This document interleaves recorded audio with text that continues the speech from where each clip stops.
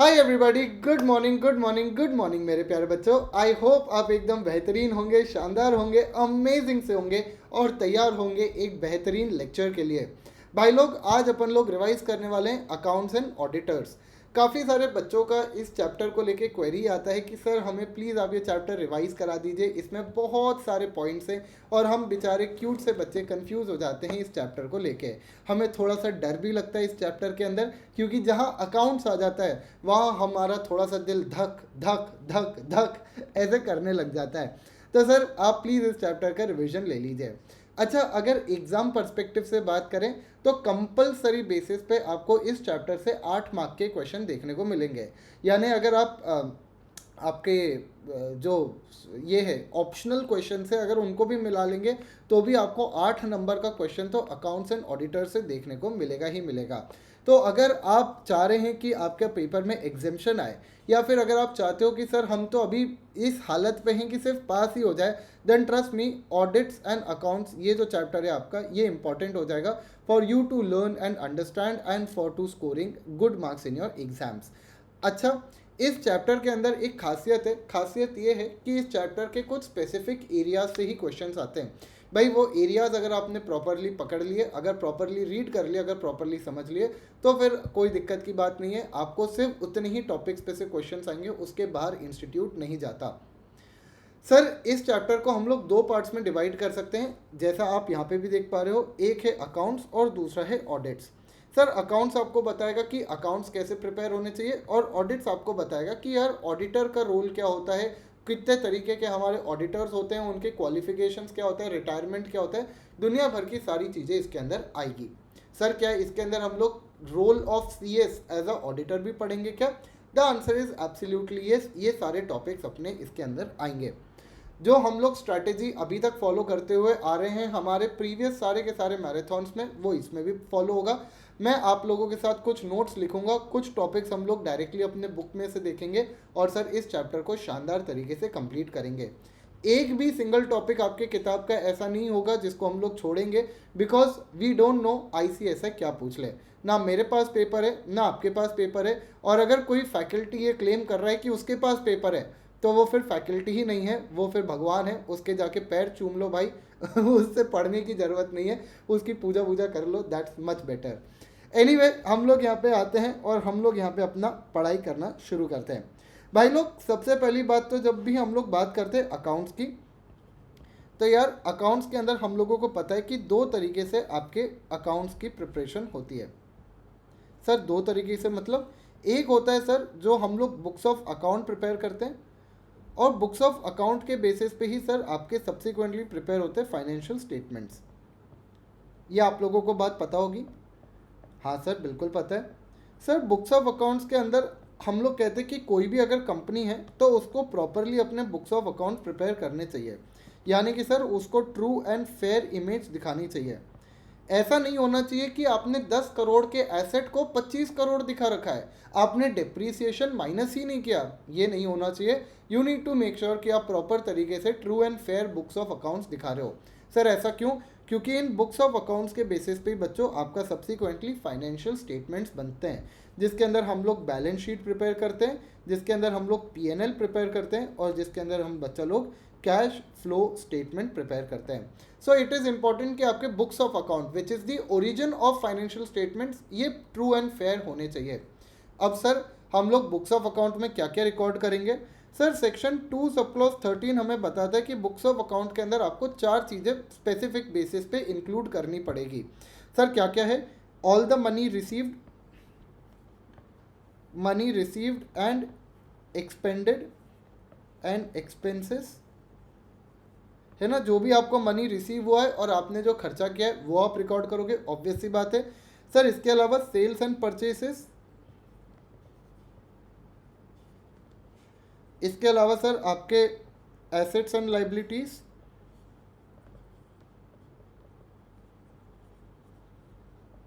और sir last आता है item of cost as prescribed. भाई ये 4 आइटम आपके स्पेसिफिकली बुक्स ऑफ अकाउंट्स के अंदर आने चाहिए। सर ये आइटम ऑफ कॉस्ट का मतलब क्या होता है? सर हम लोग कहते हैं कि कुछ स्पेसिफाइड कंपनीज के रिस्पेक्ट में ये आइटम ऑफ कॉस्ट जो होता है वो भी इनको दिखाना पड़ता है। जैसे कि specifically in the case of insurance companies हो गई या फिर शिपिंग कंपनीज हो गई, इनके ऊपर ये थोड़ा सा नया एक्स्ट्रा पॉइंट लगता है। सर इसके अलावा हम लोग कहते हैं कि आपके फाइनेंशियल स्टेटमेंट्स के अंदर क्या क्या आएगा? फाइनेंशियल स्टेटमेंट में अभी हम लोगों ने देखा सर बैलेंस शीट आएगी आपकी, पीएनएल आएगा सर आपका, साथ ही साथ में सर चेंज ऑफ इक्विटी आएगा।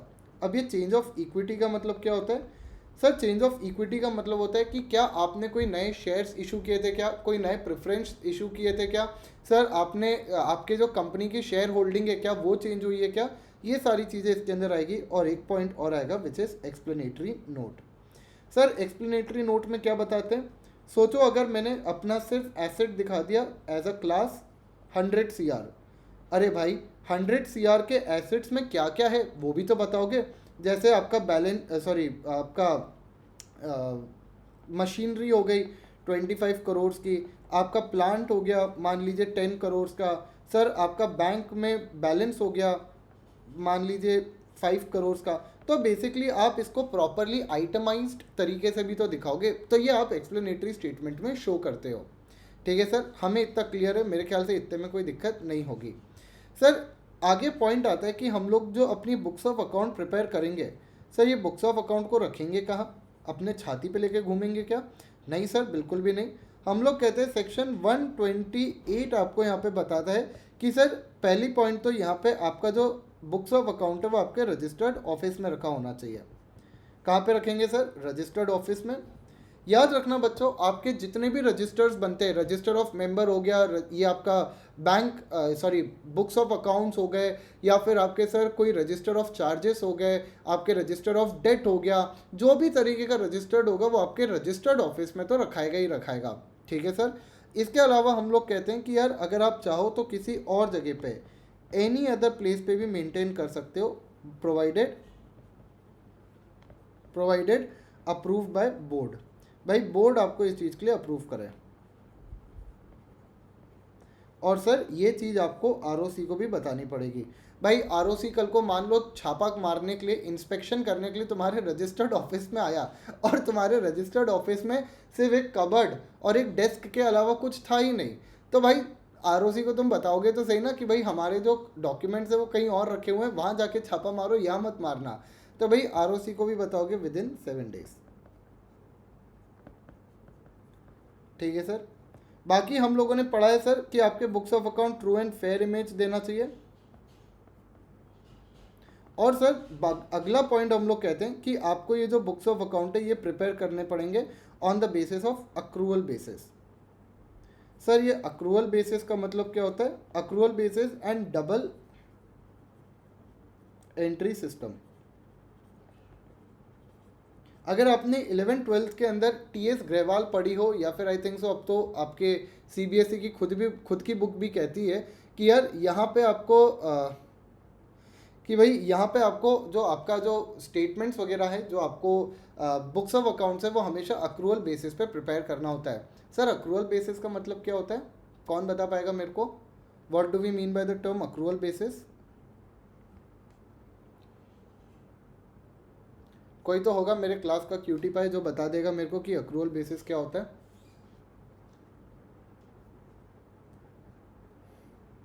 कहो न कहो ये आंखें बोलती है ओ सनम ओ सनम, ओ मेरे सनम, तुम लोग चप्पल खाने वाले काम कर रहे हो, एग्जाम 20 दिन में आने वाला है। सर अक्रूवल बेसिस क्या कहता है कि आपको पैसा रिसीव हुआ है या नहीं हुआ है, अगर वो इवेंट अकर हो गया है तो आपको उसको रिकॉर्ड करना पड़ेगा। This is what accrual basis. ठीक है ना? तो अगर इवेंट हुआ है तो हम उसको रिकॉर्ड करेंगे, भले ही पैसा आया हो या ना आया हो, हमें उससे मतलब नहीं है।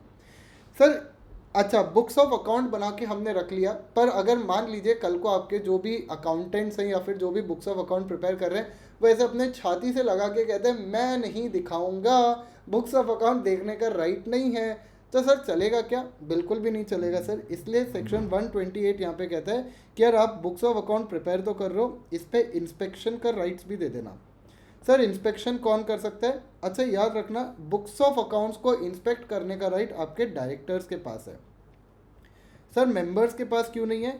बच्चों बुक्स ऑफ अकाउंट्स में आपके जैसे जर्नल एंट्रीज आती है, लेजर्स आते हैं, जो भी आपके वाउचर्स होते हैं वो आते हैं। अब आप समझिए कि इतना हेवी अमाउंट ऑफ डॉक्यूमेंटेशन होता है। अगर ये हमने मेंबर्स को दिखाने के लिए अलाउ कर दिया तो भाई मेंबर हर चीज़ में छोटी छोटी चीज़ें पूछने लग जाएगा। अब यार कंपनी के अकाउंटेंट्स और जो भी बाकी लोग अपॉइंटेड होते हैं, ऑफिसर्स जो होते हैं, एम्प्लॉयज़ जो होते हैं, वो इतने फुर्सती थोड़ी ना बैठे हुए हैं कि आपको एक छोटा छोटा आइटम बताएंगे। तो इसलिए हम लोग यहाँ पे इंस्पेक्शन का राइट सिर्फ और सिर्फ किसको देते हैं? आपके डायरेक्टर्स को देते हैं। बहुत ही बढ़िया सर। अच्छा सर, जब भी कंपनी अपने बुक्स ऑफ अकाउंट्स बनाएगी तो साथ ही साथ में वो अपने सब्सिडरी के बुक्स ऑफ अकाउंट्स को भी मेंटेन करेगी। सही बात है सर, सब्सिडरी कंपनी भी तो इंपॉर्टेंट होती है, तो सब्सिडरी कंपनी के भी बुक्स ऑफ अकाउंट्स को मेंटेन किया जाएगा। ऐसे में हम लोग कहते हैं सर क्या सब्सिडरी के बुक्स ऑफ अकाउंट्स को हम लोग यहाँ पे इंस्पेक्ट कर सकते हैं? सब्सिडरी के बुक्स ऑफ अकाउंट को अलाउ किया जा सकता है फॉर इंस्पेक्शन प्रोवाइडेड ऑथराइजेशन मिल जाए from BOD.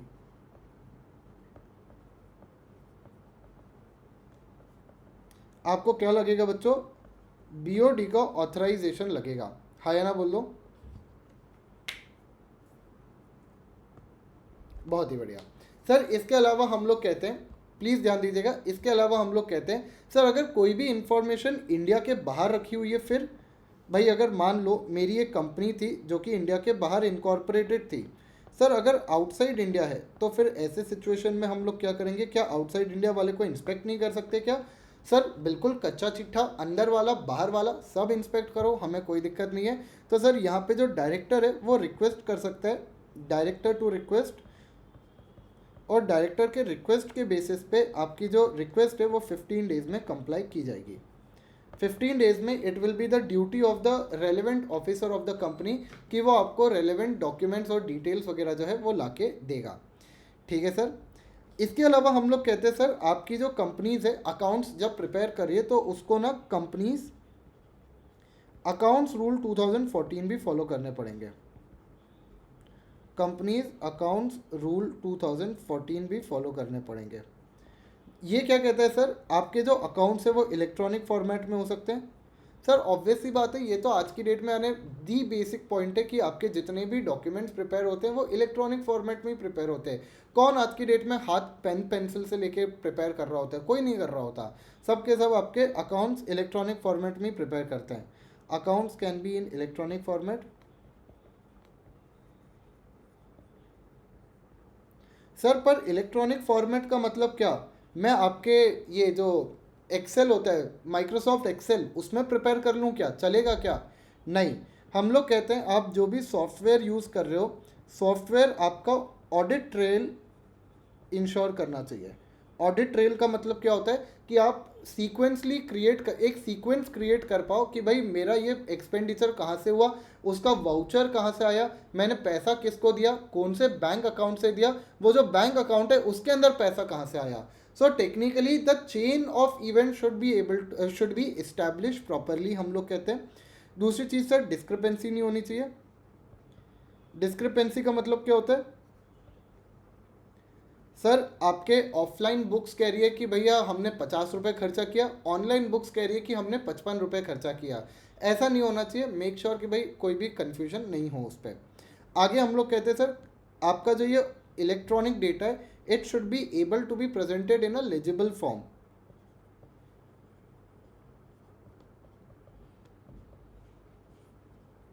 Sir legible form का मतलब क्या होता है?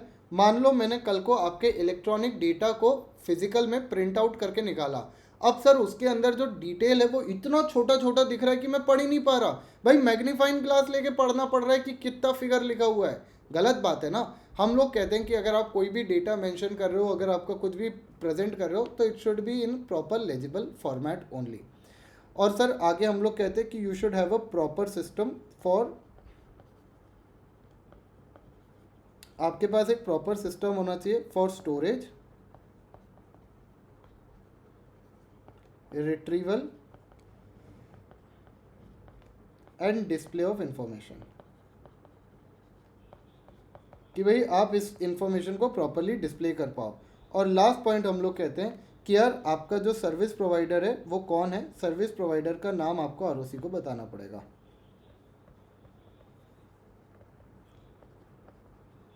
ऑब्वियस सी बात है सर, आरओसी को तो तुम ये भी बताओगे कि तुमने कौन से कलर की चड्डी पहनी है, तो ये तो फिर भी बहुत इंपॉर्टेंट इन्फॉर्मेशन हो जाती है। कुछ चीज़ें मजाक में होती है तो बहुत ज़्यादा सीरियस मत हो जाना। सर आगे हम लोग कहते हैं कि आपका ये जो बुक्स ऑफ अकाउंट है इसको हम लोग कितने समय के लिए प्रिजर्व करेंगे। बुक्स ऑफ अकाउंट सर आपके प्रिजर्व किए जाएंगे जनरली अगर हम लोग बात करें तो for 8 years, generally for 8 years. और अगर मान लीजिए आपका कंपनी के अगेंस्ट इन्वेस्टिगेशन चल रही है तो सर इन्वेस्टिगेशन में as describe by the central government, जितना भी आपकी सेंट्रल गवर्नमेंट आपको बोलेगी, सेंट्रल गवर्नमेंट जितना प्रिस्क्राइब करेगी उतना, इतना टाइम आप रख लेना। ठीक है सर, ये बात हमें समझ में आ गई। सर बुक्स ऑफ अकाउंट को मेंटेन करके प्रॉपरली मैनेज करने का रिस्पॉन्सिबिलिटी किसके ऊपर होता है, पर्सन्स रिस्पॉन्सिबल। सर सबसे पहले तो हम लोग कहते हैं कि फाइनेंस से रिलेटेड काम आपके किसका होता है, सीएफओ का। ऑब्वियसली बात है उसको अपॉइंट ही इस चीज़ के लिए किया जा रहा है तो सीएफओ यहाँ पे आ जाएगा। ठीक है, दूसरा पॉइंट आता है सर होल टाइम डायरेक्टर, जो भी आपके फाइनेंस के लिए रिस्पॉन्सिबल है उसको यहाँ पे दे देंगे हम लोग ये रिस्पॉन्सिबिलिटी। मैनेजिंग डायरेक्टर, सर तुम तो कंपनी के ही मालिक हो तो तुम्हारा तो ये ड्यूटी बनता ही है, मालिक in sense you are at the helm of the company, तुम एकदम टॉप में बैठे हुए हो तो तुम्हारी ड्यूटी तो बनती है। And any other person as may be prescribe. बहुत ही बढ़िया, बहुत ही बढ़िया। आई होप सर इतना अपन को समझ में आया होगा। हाय ना बोल दो जल्दी से, जल्दी से क्यूटी पाइस जल्दी से बोल दो यहाँ पे। परफेक्ट सर, इसके अलावा हम लोग कहते हैं कि आपके जो फाइनेंशियल स्टेटमेंट्स होते हैं, अभी हमने बुक्स ऑफ अकाउंट्स के बारे में पढ़ा, अब हम लोग समझ रहे हैं सर फाइनेंशियल स्टेटमेंट्स के बारे में। बच्चों अगेन मैं आपको कह रहा हूँ प्लीज़ कंफ्यूज मत होना, आपके जो बुक्स ऑफ अकाउंट्स होते हैं वो डिटेल में होते हैं, फाइनेंशियल स्टेटमेंट्स आपको शॉर्ट में बता रहे होते हैं। फाइनेंशियल स्टेटमेंट 50 पन्ने से ऊपर के ऑलमोस्ट कभी नहीं जाते हैं, जबकि आपके जो बुक्स ऑफ अकाउंट्स होंगे वो कभी भी 200-500 पन्नों से कम में तो जाएंगे ही नहीं। अगर एक आदमी छोटी सी किराने की दुकान भी चला रहा है ना तो भी उसके books of account more than 500 pages के रन कर जाएंगे। क्यों? क्योंकि सर लेजर अकाउंट बन रहे हैं, जर्नल एंट्रीज हो रही है, ट्रेडिंग बैलेंस बन रहा है, मल्टीपल चीज़ें बनती जा रही है। सर हम लोग कहते हैं फाइनेंशियल स्टेटमेंट्स आपके दो तरीके के होते हैं।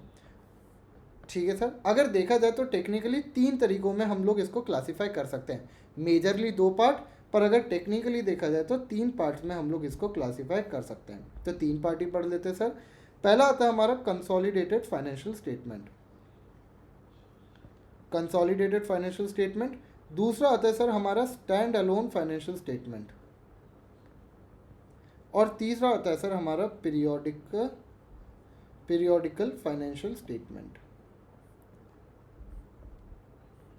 सर कंसोलिडेटेड का मतलब क्या होता है, इस तरीके से समझो, अगर सर मैं अपनी सोल इनकम बताऊं, मैं अगर आपको बता रहा हूं कि मैं कितना कमाता हूं, आई अलोन, तो सर उसको हम लोग क्या कहेंगे, स्टैंड अलोन। यानी कि कंपनी अगर सिर्फ अपनी इनकम बता रही है, कंपनीज ओन अकाउंट।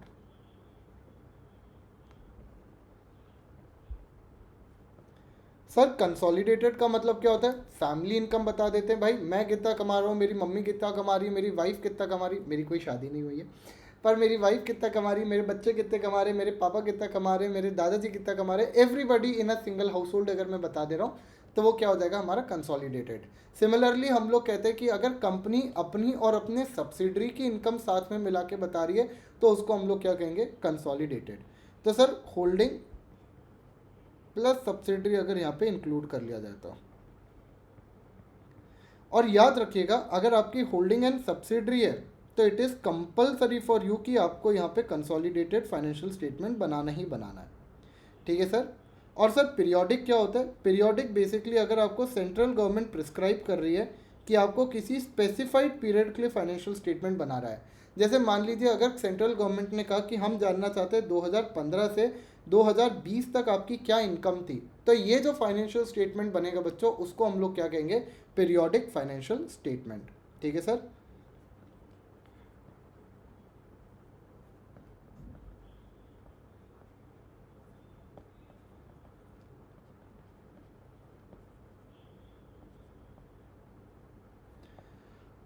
चलिए, आई होप इतना अपन को एकदम क्लियर होगा, यहाँ तक में कोई तकलीफ नहीं होगी, यहाँ तक में कोई दिक्कत नहीं होगी। आगे बढ़ते हैं। एक सेकंड में साथ में देख भी लूँ कि कोई हम लोग पॉइंट छोड़ते हुए तो नहीं जा रहे। नहीं, बिल्कुल नहीं छोड़ रहे सर। सर अगला पॉइंट आता है हमारे पास यहाँ पे। अब ये थोड़ा सा क्रिटिकल पॉइंट है, आपका ध्यान इधर होना चाहिए। सर अगर आप मेरे से पूछते हैं कि अभी तक सबसे इम्पोर्टेंट कौन सा पॉइंट था, तो वो था ये इलेक्ट्रॉनिक वाला। इसको आप IMP मार्क करके चलिएगा। ये जो इलेक्ट्रॉनिक फॉर्मेट में प्रेजेंटेशन है ये इंपॉर्टेंट है, यहाँ से एक दो बार क्वेश्चन आ चुका है, आने की आगे भी चांसेस रखता है। अगला सर हमारे पास पॉइंट आता है आपका यहाँ पे, जो कि अगेन इम्पॉर्टेंट बन जाता है हमारे लिए, सेक्शन 130। ठीक है सर, 130 क्या कहता है? अगर तुमने अपनी फाइनेंशियल स्टेटमेंट में हगा था, क्या किया था तुमने? हगा था। अगर तुमने टट्टी की थी तो सर यहाँ पे ट्राइब्यूनल आके तुम्हारी बैंड बजा सकता है। तो 130 टट्टी, ठीक है, थोड़ा सा वियर्ड सा कॉम्बिनेशन है, पर याद रखने के लिए एकदम बेस्ट है। सर क्या कहता है, आपकी जो अकाउंट्स है, जो आपके बुक्स ऑफ अकाउंट्स हैं,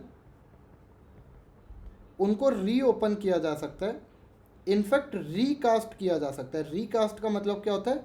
खोलना और वापस से उसके अंदर कोई चेंजेस करना। तो रीओपन और रीकास्ट किया जा सकता है, किसके द्वारा? ट्राइब्यूनल के द्वारा। सर ये ट्राइब्यूनल ऑर्डर पास करेगा under which section? Under section 130। इसलिए हम लोग कहते हैं अगर आपने टट्टी कर दी अपने बुक्स ऑफ अकाउंट्स में, तो उसको साफ करने के लिए ट्राइब्यूनल यहाँ पे ऑर्डर पास कर सकता है। सर वैसे अगर देखा जाए तो कंपनी इज़ नॉट अलाउड, कायदे से अगर देखा जाए तो company not allowed to open its books of account.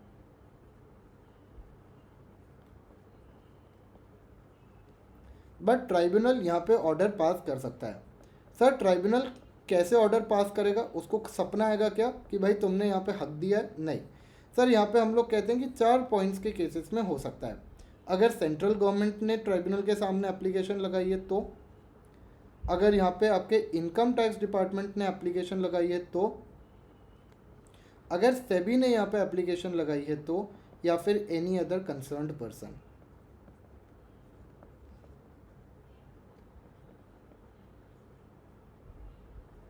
तो ये यहाँ पे क्या कर सकते हैं बच्चों? एप्लीकेशन लगा सकते हैं, और एप्लीकेशन लगा के कह सकते हैं कि यार या तो बुक्स ऑफ अकाउंट्स जो हैं, बुक्स ऑफ अकाउंट्स जो हैं वो आपके फ्रॉडुलेंटली प्रिपेयर हुए हैं,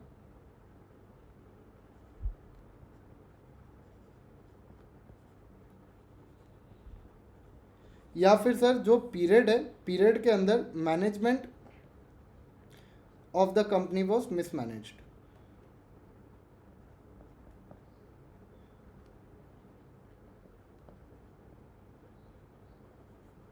बहुत ही बढ़िया, ठीक है सर।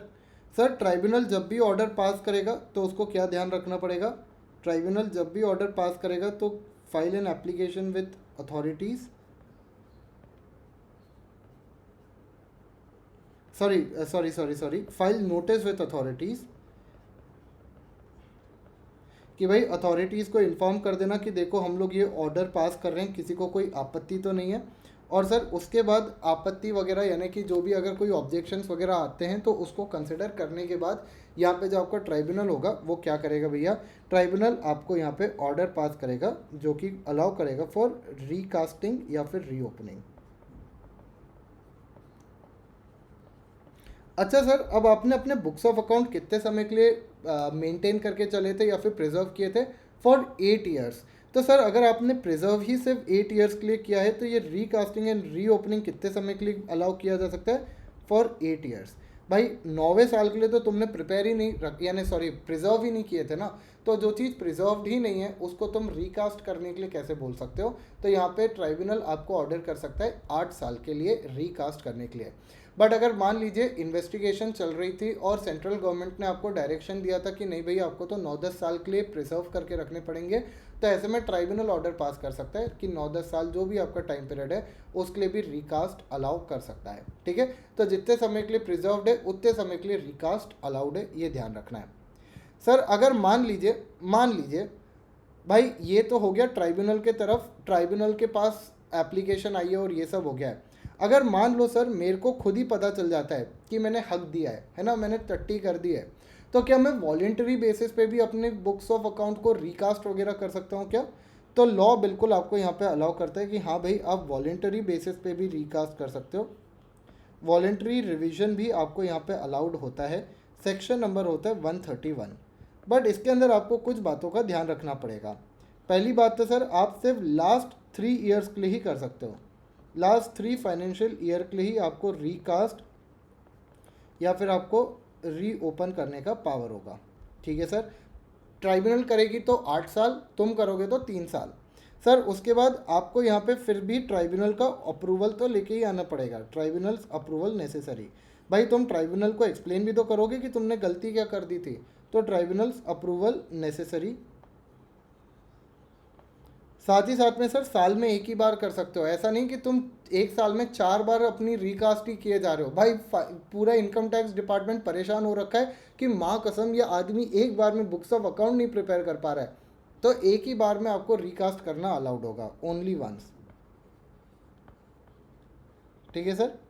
सर ट्राइब्यूनल जब भी अप्रूवल देगा तो उससे पहले नोटिस भी भेजेगा। सर किसको भेजेगा? Central government, income tax department और एनी अदर पर्सन। और इनके रिस्पॉन्स के बेसिस पे वो अप्रूवल ग्रांट करेगा। रिस्पॉन्स के बेसिस पे अप्रूवल।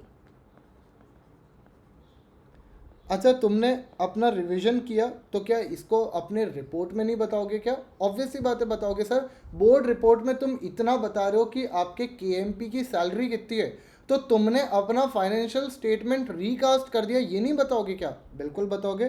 तो बोर्ड रिपोर्ट में आपको एक्सप्लेनेशन देना पड़ेगा।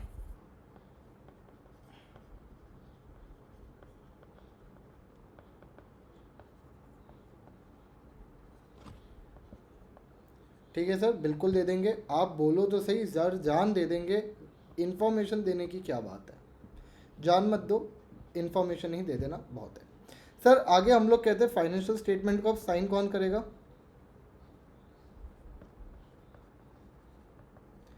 सर सबसे ज़्यादा फुद्दू सा क्वेश्चन, सेक्शन नंबर 134 यहाँ पे बताता है कि फाइनेंशियल स्टेटमेंट को साइन कौन करेगा। माँ कसम तुम यकीन नहीं मानोगे, ये एक बार क्वेश्चन पेपर में पूछा जा चुका है 4 नंबर के लिए। बच्चा कंफ्यूज कि हम लिखें क्या। सर बहुत ही सिंपल है। सबसे पहली बात तो हम लोग कहते हैं financial statement must be approve by BOD. सबसे पहली बात तो सर आपका बीओडी इसको अप्रूव करेगा। बीओडी अप्रूव करने के बाद सर इसको साइन कौन करेगा? चेयरपर्सन। अगर चेयरपर्सन नहीं साइन करता है तो 2 डायरेक्टर साइन करेंगे।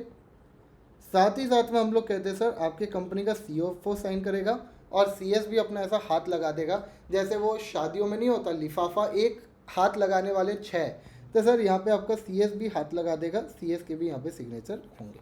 ठीक है सर। और सर यहाँ पे हम लोग कहते हैं कि जब तुम अपनी फाइनेंशियल स्टेटमेंट को अप्रूव वगैरह कर रहे होंगे तो ऑडिटर रिपोर्ट भी लगा देना। Auditors report also to be attached.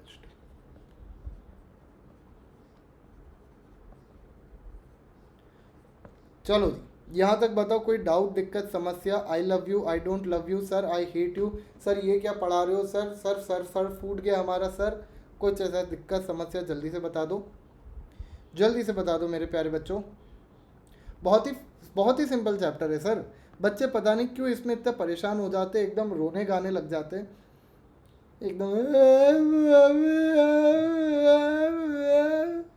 एकदम भैंस ही बन जाते हैं रोते रोते। चलो सर यहाँ पे हम लोग आगे बढ़ते हैं। अगला टॉपिक जो आता है हमारे पास, कॉपी ऑफ फाइनेंशियल स्टेटमेंट। माँ कसम तुम अपने फाइनेंशियल स्टेटमेंट बना रहे हो, बोर्ड ऑफ डायरेक्टर्स को दिखा रहे हो, आरओसी को दिखा रहे हो, तुम अपने मेंबर्स को नहीं दिखाओगे क्या?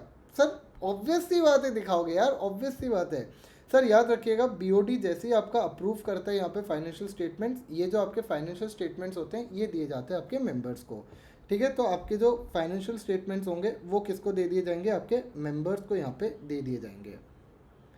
बहुत ही बढ़िया सर। मेंबर्स को कब दोगे सर? अभी एकदम लास्ट मोमेंट पे दोगे या फिर जब एनुअल जनरल मीटिंग होने वाली है उससे पहले दोगे? ऑब्वियसली बात है सर, एनुअल जनरल मीटिंग से पहले ही दोगे।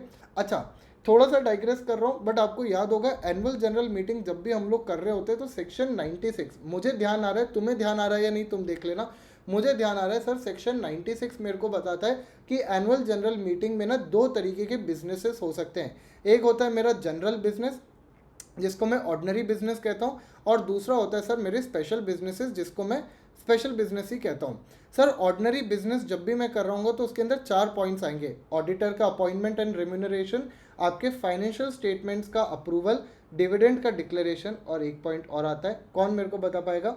एक पॉइंट और आता है, very good sir, reappointment of retiring directors. बहुत ही बढ़िया।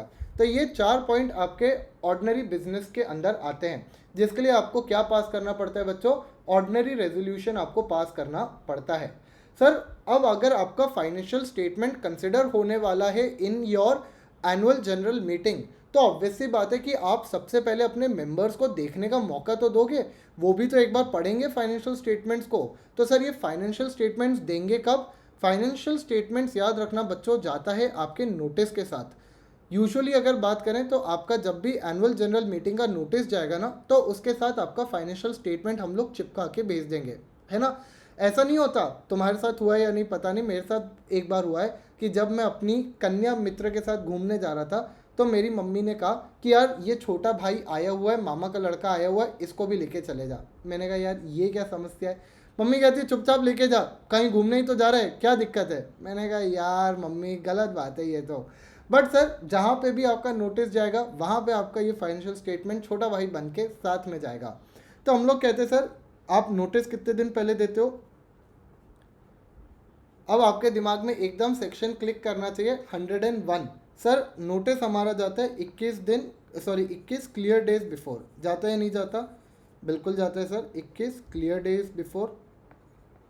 तो सर फाइनेंशियल स्टेटमेंट भी कब जाएगा? 21 clear days before the annual general meeting. ठीक है सर। अच्छा मेरे को एक चीज़ बताओ, क्या नोटिस को मैं शॉर्टर नोटिस पे भेज सकता हूँ क्या? किसी एनुअल जनरल मीटिंग का नोटिस क्या शॉर्टर नोटिस के तौर पे भेजा जा सकता है क्या? अरे हाँ या ना? अरे हाँ या ना?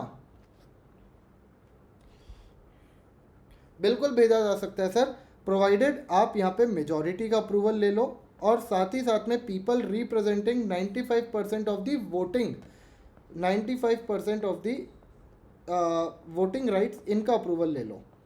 तो इन दोनों का अप्रूवल लेके आप शॉर्टर नोटिस ऑफ एजीएम भी भेज सकते हो, हमें कोई दिक्कत की बात नहीं है।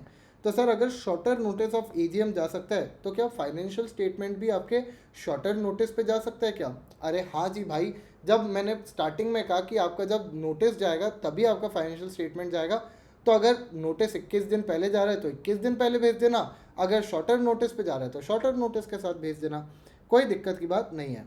अब सर जब फाइनेंशियल स्टेटमेंट्स आपके मेंबर्स को भेजा जा रहा था ना, तो साइड से तीखी नज़रों से आपके डिबेंचर होल्डर्स देख रहे थे। वो कह रहे थे वाह शैम्पी वाह, ये चल रहा है तेरा काम काज, तेरा क्या काम है तू मुझे ही नहीं बता रहा, डिबेंचर होल्डर्स कह रहे हैं। तो कंपनी यहाँ पे कहती है कि अच्छा ठीक है, रो मत, परेशान मत हो, हम तुम्हारे मालिक को यानी कि डिबेंचर ट्रस्टी को भी यहाँ पे नोटिस फाइनेंशियल स्टेटमेंट भेज देते हैं।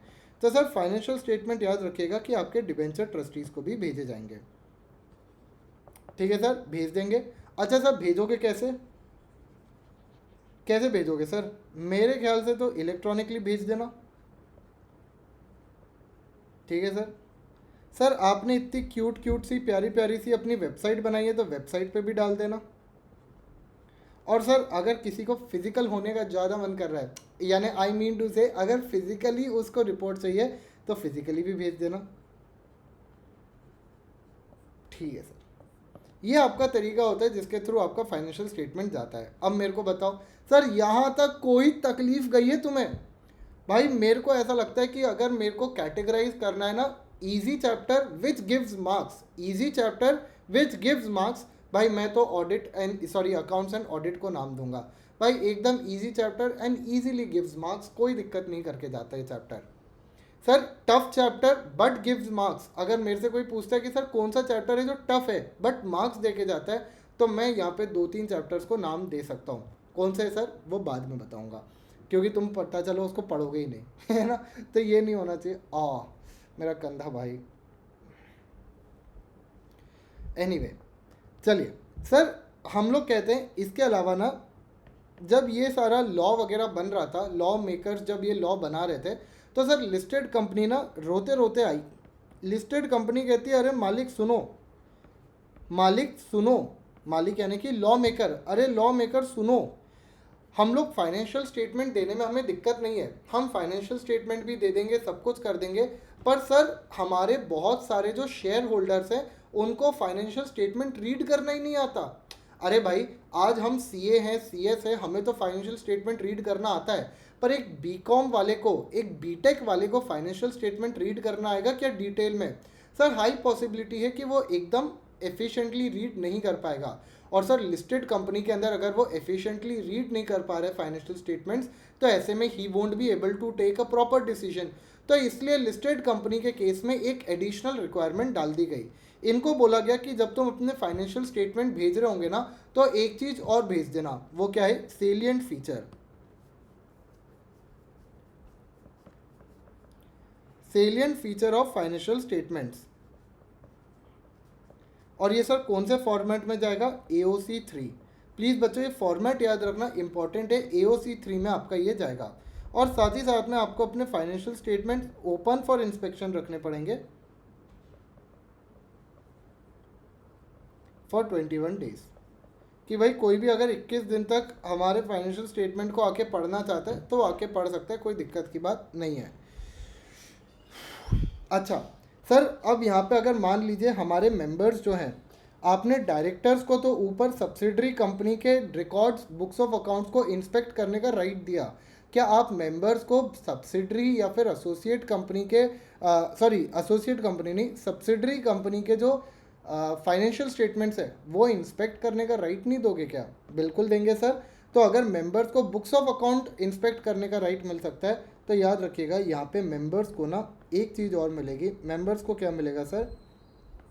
मेंबर्स को आपके सब्सिडरी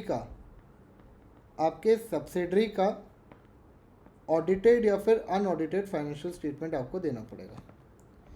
ऑडिटेड या फिर अनऑडिटेड फाइनेंशियल स्टेटमेंट यहाँ पे आपको देना पड़ेगा टू ऑल द मेंबर्स। बिल्कुल दे देंगे सर। और यहाँ पे राइट टू इंस्पेक्ट भी मिलेगा। किसको राइट टू इंस्पेक्ट होगा? आपके सारे शेयर होल्डर्स को। शेयर होल्डर्स को ही दोगे सर? बस सर, बस नहीं सर, डिबेंचर ट्रस्टी को भी दे देंगे। क्या यहाँ तक एकदम स्पष्ट है? अपन को क्लियर है? कोई दिक्कत तो नहीं है? हाँ या ना बोल दो सर। अब क्या होगा? आपके फाइनेंशियल स्टेटमेंट प्रिपेयर हुए। फाइनेंशियल स्टेटमेंट प्रिपेयर होने के बाद ऑडिटर्स ने इसको अप्रूव किया। सर ऑडिटर्स के अप्रूवल के बाद, अप्रूव यानी कि ऑडिटर्स ने अपने कमेंट्स वगैरह दिए, बोर्ड के पास ये कंसिडरेशन के लिए गया, बोर्ड ने यहाँ पे अप्रूवल दिया। बोर्ड के अप्रूवल के बाद चेयरमैन ने साइन किया। सर चेयरमैन के साइन करने के बाद ये जो आपके फाइनेंशियल स्टेटमेंट है ये आपके AGM में गए। AGM में जाने के बाद सर AGM में इस पर अप्रूवल आया मेंबर्स का। अच्छा, अप्रूवल कौन से फॉर्मेट में देंगे सर? हम लोग ऑर्डिनरी रेजोल्यूशन के तौर पे देंगे। सर इसके बाद क्या ख़त्म? नहीं, इसके बाद हम लोग क्या करेंगे सर? ये सबमिट करेंगे ROC के पास। सर ROC के पास कितने दिन में फाइल करना पड़ेगा? Within 30 days. और सर अगर आपकी OPC है तो OPC के लिए within 180 days from end of financial year. 180 days from end of financial year. बहुत ही बढ़िया सर। यानी कि आप देखा जाए टेक्निकली स्पीकिंग 6 महीने के अंदर अंदर आप यहाँ पे दे सकते हो, कोई दिक्कत की बात नहीं है सर। ये विदिन 30 डेज कहाँ से काउंट करेंगे? From AGM। ठीक है, एनुअल जनरल मीटिंग से 30 दिन के अंदर अंदर आपको ROC को यहाँ पे इन्फॉर्म करना पड़ेगा। आई होप इतना क्लियर होगा, यहाँ तक कोई समस्या नहीं होगी। आगे बढ़ते हैं सर। आगे हमारे पास एक टॉपिक आता है जो मेरे को पर्सनली ऐसा लगा था कि बहुत ज़्यादा रेलेवेंट नहीं है, बट सर जब मैंने इसके क्वेश्चन देखे तो मेरे को पता चला कि इंस्टीट्यूट इस टॉपिक पे बार बार क्वेश्चन पूछ रहा है। सर टॉपिक का नाम क्या है? XBRL फॉर्मेट में आपके अकाउंट्स, जिसको हम लोग दूसरी भाषा में कहते हैं सर, जिसको हम लोग दूसरी भाषा में कहते हैं सर फॉर्म AOC4। सर ये XBRL फॉर्मेट जो है ये आपका एक टाइप ऑफ प्रेजेंटेशन है। ठीक है ना, प्रेजेंट कैसे करेंगे हम लोग आपके बुक्स ऑफ अकाउंट को, उसका ये फॉर्मेट है। सर ये किस किस कंपनी को यहाँ पे फॉलो करना पड़ेगा? वेरी इंपॉर्टेंट पॉइंट बच्चों, अगेन इंपॉर्टेंट है आपके लिए। एग्ज़ाम पर्सपेक्टिव से पूछा जा रहा है और पूछा जाने की पूरी पॉसिबिलिटी है। सर किन किन कंपनीज़ को ये फॉलो करना है, इसको हम लोग 4 कैटेगरीज में बांट सकते हैं। सबसे पहले हम लोग कहते हैं लिस्टेड कंपनी, और इनकी जो भी आपकी इंडियन सब्सिडरी होगी, लिस्टेड कंपनी और इनकी इंडियन सब्सिडरी, फॉरेन सब्सिडरी नहीं बच्चे, इंडियन सब्सिडरी, ठीक है, इनके ऊपर ये एप्लीकेबल हो जाएगा। दूसरा हम लोग कहते हैं सर अगर आपका paid up capital is more than 5 CR तो इनके ऊपर एप्लीकेबल हो जाएगा। अगर आपका turnover is more than 100 CR,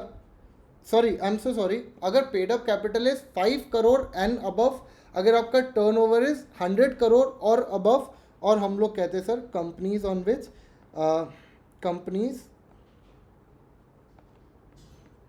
Indian accounting rules is applicable.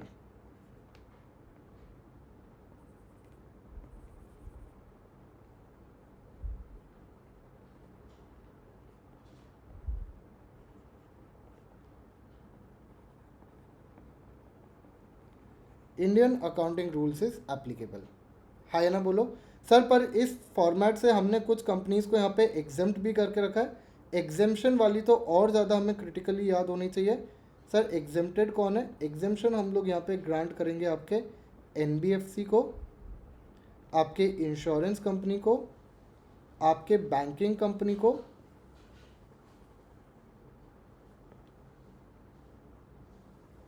और आपके हाउसिंग फाइनेंस कंपनीज को। अजी बस नहीं सर, बस नहीं, छोटा सा पॉइंट और आता है। अगर आप ROC को इन्फॉर्म करने में फेल हो जाते हो तो सर पैसा लगेगा, पैसा लगा दो ना। सर कितना पैसा लगेगा? कंपनी के ऊपर पेनल्टी लग जाएगी सर आपका 10,000 से 2 लाख, और आपके MD और CEO पे लग जाएगी, सॉरी MD एंड CFO पे लगेगी 10,000 से 50,000। बस अजीब, बस इतना याद कर लो और जय माता दी, इतना याद कर लो और जय माता दी, कोई दिक्कत नहीं है सर। जल्दी बता दो, यहाँ तक समझ में आ गया? यहाँ पे हमारा आधा चैप्टर ऑलमोस्ट ख़त्म होता है। ये चैप्टर 3 पार्ट्स में डिवाइड किया जा सकता है, अकाउंट्स, ऑडिटर्स, और एक पॉइंट और आता है नाफरा, नफरत निभे नाफरा ठीक है। तो सर नाफरा के बारे में अब हम पढ़ेंगे, पर पहले यहाँ तक बता दो, यहाँ तक साथ में हो एकदम। अगर पसंद आ गया तो आई लव यू लिख दो। नहीं, तुमसे आई लव यू नहीं चाहिए मुझे। सर आगे बढ़ते हम लोग, आगे आता है हमारे पास टॉपिक सर नाफरा। सर नाफरा सेक्शन 132, आपको यहाँ पे शॉर्ट नोट लिखने को आ सकता है, ठीक है। तो शॉर्ट नोट के तौर पे आपको ये पता होना चाहिए नाफरा का पहली बात तो सर फुल फॉर्म क्या होता है? National financial reporting authority.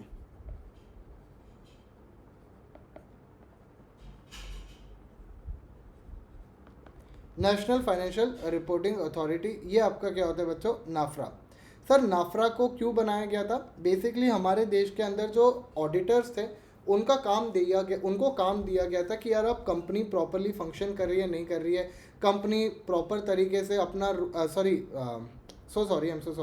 Sir auditors को क्या काम दिया गया था? ऑडिटर्स को काम दिया गया था कि ये देखने का कि कंपनी प्रॉपरली फंक्शन कर रही है नहीं कर रही है, कंपनी प्रॉपर तरीके से अपने फाइनेंशियल स्टेटमेंट्स प्रिपेयर कर रही है नहीं कर रही है, कंपनी के अंदर कोई घपलेबाजी तो नहीं चल रही है, इन सब पे ध्यान रखने का ड्यूटी दिया गया था आपके नाफरा को, आपके ऑडिटर्स को।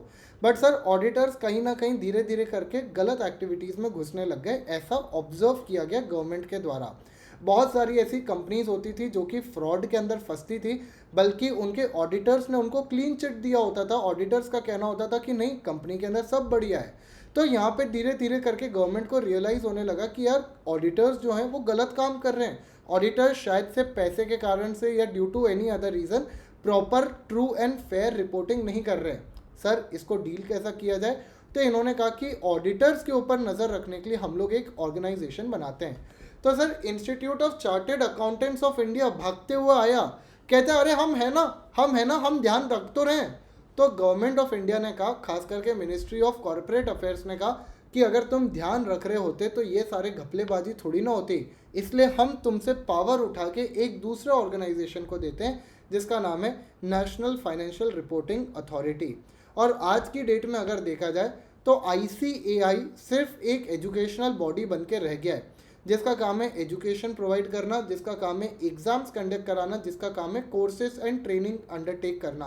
बाकी चार्टेड अकाउंटेंट्स के ऊपर जो कंप्लीट नज़र रखी जा रही है, जो ऑडिटर्स पे कंप्लीट नज़र रखी जा रही है, that is by Nafra only. नाफरा देखता है पहली बात तो कि सर अकाउंटिंग स्टैंडर्ड्स क्या फॉलो होने चाहिए, किस तरीके से अकाउंटिंग होनी चाहिए। दूसरी चीज़ मॉनिटर करता है कि यार प्रॉपर तरीके से आपके जो ऑडिटर्स है वो फंक्शन कर रहे हैं या नहीं कर रहे हैं। तीसरी चीज़, अगर कोई भी पीनल एक्शन लेना होता है, कोई भी अगर कोहर्सिव एक्शन लेना होता है इन लोगों के अगेंस्ट, तो नाफरा के द्वारा लिया जाता है। हाँ या ना बोल दो। तो सर यहाँ पे आपके अगर हम लोग बात करें तो नाफरा सेक्शन 132 के अंदर बनाई गई है। 2018 में ये फंक्शनल हुई थी। और सर इसके फंक्शंस क्या है, या फिर जिसको हम लोग कह सकते हैं ऑब्जेक्टिव्स क्या है सर इसके। सर ऑब्जेक्टिव्स हैं इसका, सबसे पहली बात तो make recommendations regarding financial statement, make recommendations regarding accounting policy and auditing policy,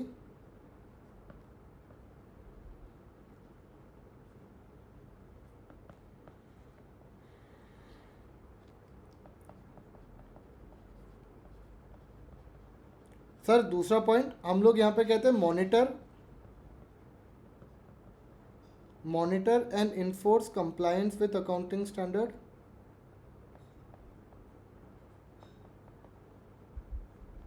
तीसरा point sir oversee the quality of audit.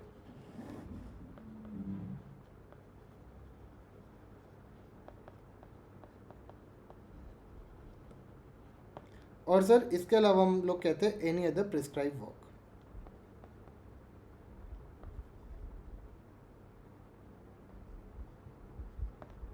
ठीक है सर, अब नाफरा को कॉन्स्टिट्यूट कौन करेगा, हम लोग कहते हैं सर नाफरा के अंदर होना चाहिए एक आपका chairman,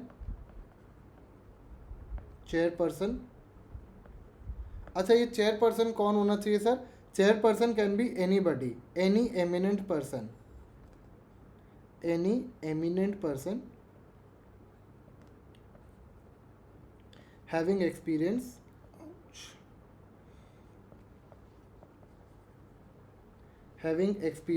in law, accounting, finance, etc.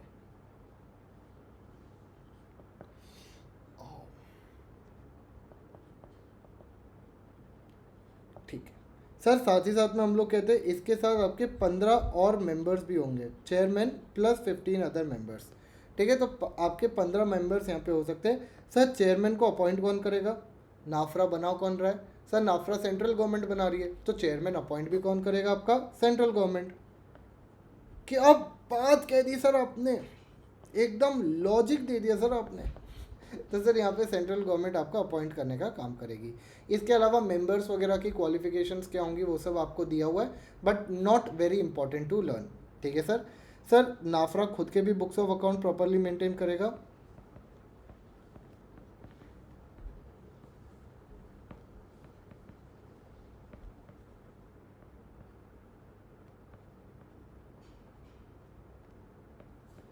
और सर नाफरा का खुद का भी ऑडिट किया जाएगा। कौन ऑडिट करेगा सर, किस माइके लाल में इतना दम है।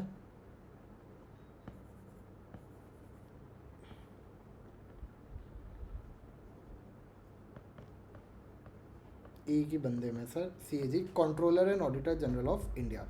बहुत ही बढ़िया सर। सर नाफरा यहाँ पे अगर चाहे हम लोग यहाँ पे कहते हैं नाफरा सर पेनल्टी लगा सकता है और आपको इनफैक्ट डीबार भी कर सकता है। अरे डीबार भी कर सकता है फ्रॉम प्रैक्टिस। ठीक है सर, कब कर सकता है, या तो सुओ मोटो बेसिस पे खुद से उसको लगता है कि कुछ गड़बड़ी चल रही है, या तो सर सेंट्रल गवर्नमेंट ने इसको रेफरेंस किया है, central government referred a case. बहुत ही बढ़िया। ठीक है सर, हमें ये बात समझ में आ गई। और सर जब भी नाफरा आपका काम कर रहा होगा तो कोई और डिसिप्लिनरी बॉडी एक्शन नहीं ले सकती। ठीक है, तो whenever is NFRA taking an action, NFRA जब भी आपका एक्शन ले रहा होगा तो यहाँ पे आपकी कोई और बॉडी एक्शन नहीं लेगी। No other authority to take action.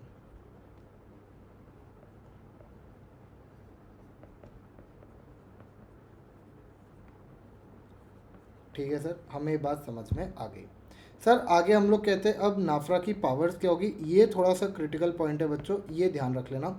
सबसे पहली बात तो हम लोग कहते हैं सर इन्वेस्टिगेट कर सकती है, पावर टू इन्वेस्टिगेट। अब आप सोचो आपके 5 नंबर के क्वेश्चन के लिए क्या बेहतरीन मटेरियल प्रिपेयर हो गया है। सर नाफरा क्या है, ऑब्जेक्टिव क्या है, चेयरमैन क्या है, पेनल्टीज़ वगैरह लगा सकता है, और पावर सब हम लोग कहते हैं सर पावर ऑफ इन्वेस्टिगेशन है, पावर्स ऑफ सिविल कोर्ट। जो भी सिविल कोर्ट को यहाँ पे पावर दी गई है वो आपके नाफरा के पास भी होगी। साथ ही साथ में हम लोग कहते हैं सर पेनल्टी वगैरह तो लगा ही सकता है। सर पेनल्टी कितनी लगा सकता है, अगर आप इंडिविजुअल ऑडिटर हो तो आपके ऊपर पेनल्टी लगेगी 1 lakh to 5 times the fees, 5 times the fees received. और अगर आप फर्म हो तो फर्म के ऊपर लगेगा sir 5 lakh to 10 times the fees received, 10 times of the fees received. इतना आपके ऊपर पेनल्टी यहाँ पे लगाएंगे। और सर अगर इनको यहाँ पे लगता है कि यार आपने कुछ ज़्यादा ही हैवी गड़बड़ लोचा वगैरह किया हुआ था तो ऐसे सिचुएशन में आपको यहाँ पे मिनिमम 6 मंथ्स के लिए डी बार भी किया जा सकता है, अप टू 10 ईयर्स। ठीक है, तो आपको इतने समय के लिए डी बार भी किया जा सकता है।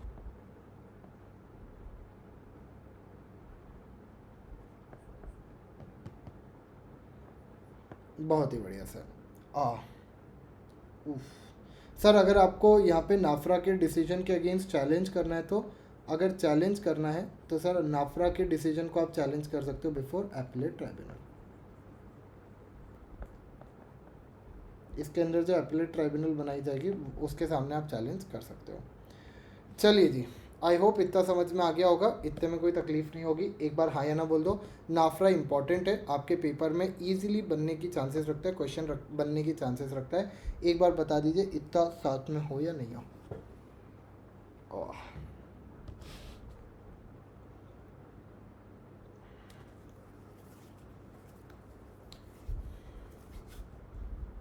बहुत ही बढ़िया सर। अब यहाँ पे आपने कहा कि नाफरा अकाउंटिंग स्टैंडर्ड्स बताएगा, ऊपर भी हम लोग पढ़ रहे हैं अकाउंटिंग स्टैंडर्ड्स होंगे। सर ये अकाउंटिंग स्टैंडर्ड्स है कौन से, आप कौन कौन से अकाउंटिंग स्टैंडर्ड्स की बात कर रहे हो। तो सर यहाँ पे सेक्शन 133 आपको बताता है। सर सेक्शन 133 अब क्या कहता है, सेक्शन 133 आपको यहाँ पे कहता है कि सर इंडियन अकाउंटिंग स्टैंडर्ड्स किन किन के ऊपर एप्लीकेबल होगा। ठीक है, इंडियन अकाउंटिंग स्टैंडर्ड्स एप्लीकेबिलिटी की बात करता है कि भाई अब हम इंडियन अकाउंटिंग स्टैंडर्ड फॉलो करेंगे, हम कोई दूसरे फॉरेन के फिरंगियों के अकाउंटिंग स्टैंडर्ड्स फॉलो नहीं करेंगे। सर किन के ऊपर एप्लीकेबल है, जो भी आपके कंपनीज रूल 4(1) के अंदर फॉल कर रही है उनके ऊपर ये कंपलसरी है। सर कौन कौन सी कंपनीज फॉल कर रही है, अब ये भी सुन लो। सबसे पहली बात तो हम लोग कहते हैं सर लिस्टेड कंपनीज। अब यहाँ पे जब आप किताब में पढ़ोगे ना तो क्योंकि ये जो इंडियन अकाउंटिंग स्टैंडर्ड था ये फेज्ड वाइज मैनर में लाया गया था, पहले कुछ कंपनीज पे एप्लीकेबल था फिर कुछ कंपनीज पे एप्लीकेबल किया गया था। इसलिए आप देखोगे कि आपको पता चलेगा कि यार नेटवर्थ मोर देन 500 करोड़, फिर वो आगे कह रहे हैं नेटवर्थ लेस देन 500 करोड़, वो सब चीज़ें भूल जाना। आप सिर्फ ये जो मैं आपको लिमिट्स बता रहा हूँ उतनी याद रख लेना, सारी लिस्टेड कंपनीज पे लगेगा।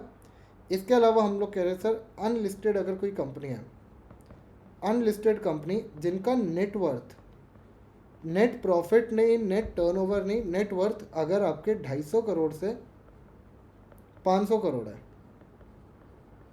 तो आपके ऊपर भी एप्लीकेबल हो जाएगा। अगर आप NBFC हो तो सर अगर आपकी नेटवर्थ 500 करोड़ से ज़्यादा है,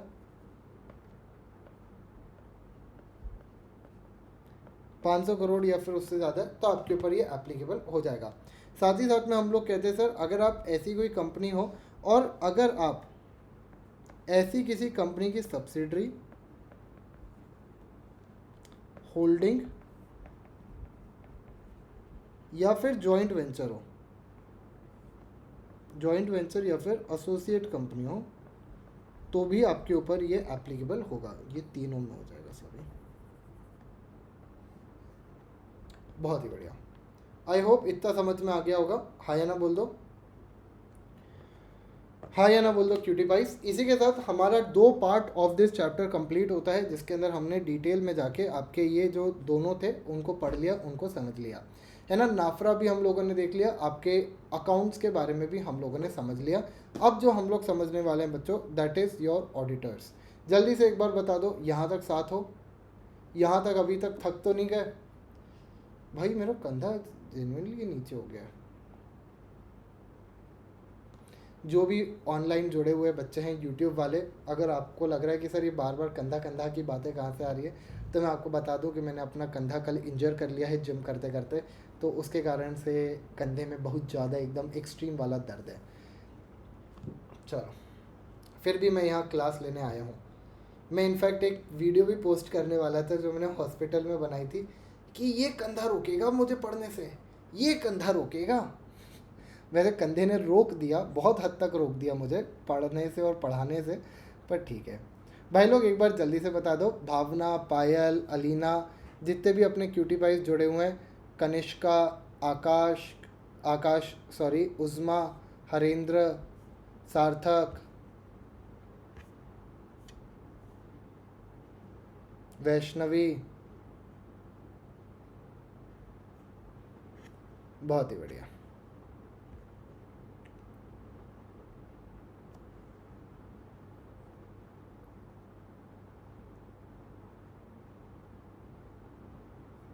चलिए आगे बढ़ते हैं।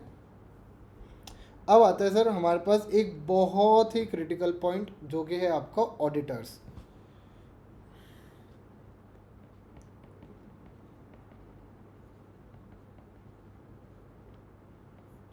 सर ऑडिटर्स के अंदर हम लोग यहाँ पे 3 तरीके के, एक्चुअली में 4 तरीके के ऑडिटर्स के बारे में पढ़ने वाले हैं। ठीक है सर, एक तो आएंगे आपके ऑडिटर्स नॉर्मल जो होंगे, दूसरे होंगे सर आपके कॉस्ट ऑडिटर्स, तीसरे आएंगे आपके सेक्रेटेरियल ऑडिटर्स,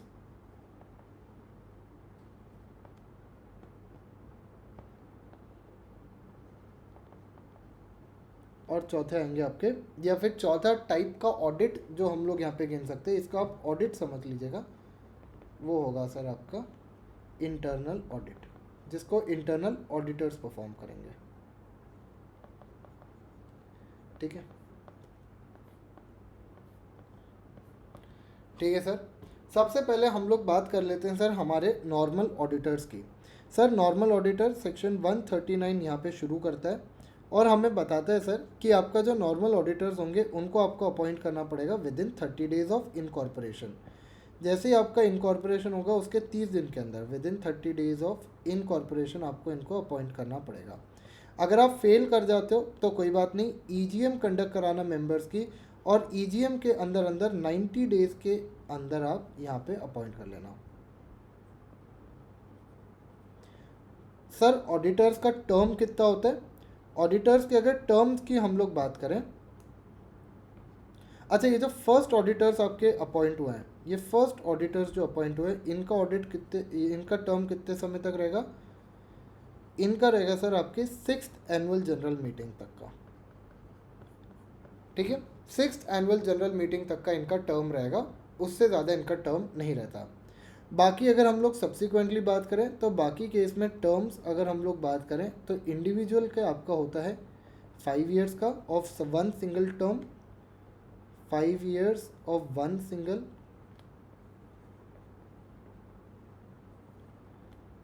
और अगर फर्म है तो फर्म का हो जाता है आपका 10 ईयर्स, जिसके अंदर 5 ईयर्स ऑफ 2 टर्म्स,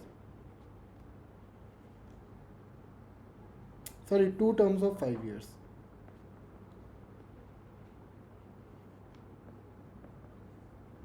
ठीक है, ये आपके ऑडिटर्स का टर्म होता है जितने समय के लिए उनको अपॉइंट किया जाएगा। ठीक है सर, हमें ये बात पता है। सर ऑडिटर्स को अपॉइंट कैसे किया जाएगा? नॉर्मल ऑडिटर्स की अगर हम लोग यहाँ पे बात करें तो जो आपके स्टैट्यूटरी ऑडिटर्स मान लीजिए इनको,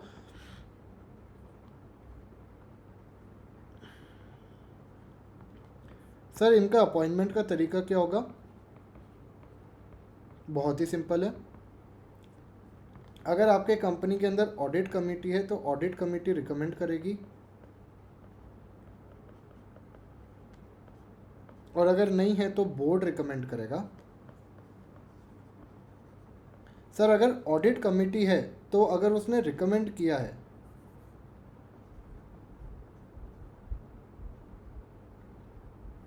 तो बोर्ड कमेटी किसको रिकमेंड करेगी? सॉरी, ऑडिट कमेटी किसको रिकमेंड करेगी? आपके बोर्ड को रिकमेंड करेगी।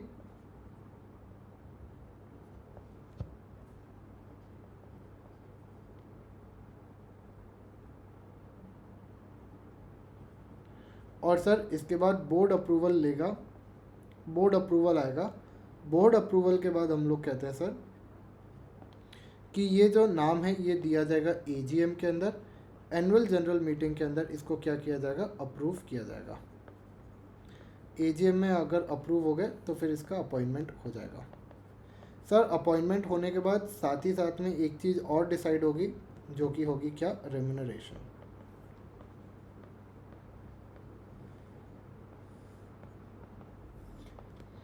ठीक है, तो ये आपका यहाँ पे डिसाइड होगा आपके ऑडिटर्स का। ठीक है सर। सर जब भी हम लोग ऑडिटर को अपॉइंट कर रहे हैं तो कुछ कंडीशंस हमें सेटिस्फाई यहाँ पे करनी पड़ेगी, स्वाभाविक सी बात है। सर कौन कौन सी कंडीशंस हम लोग यहाँ पे सेटिस्फाई करेंगे? सबसे पहले तो हम लोग कहते हैं सर रिटन कंसेंट ले आना। पता चला सर मैं अपने ऑडिटर केपीएमजी को रख लेता हूँ, केपीएमजी को पता ही नहीं है कि मैंने उनको ऑडिटर के तौर पे रखा हुआ है, पर उनको मैंने रख लिया। चलेगा या नहीं चलेगा? नहीं चलेगा सर, ऑब्वियस सी बात है, you need to take approval from them.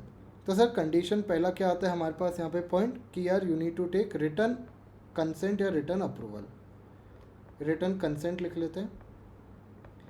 दूसरा पॉइंट हम लोग कहते हैं सर एक सर्टिफिकेट ले लेना इनसे, सर्टिफिकेट कि वो एलिजिबल है, that they are eligible, that they are eligible for appointment।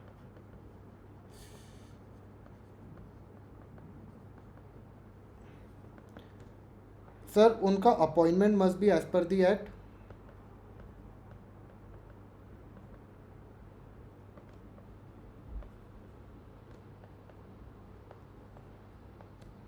Sir अगर उनके अगेंस्ट कोई पेंडिंग प्रोसीडिंग्स चल रही तो वो डिस्क्लोज होनी चाहिए।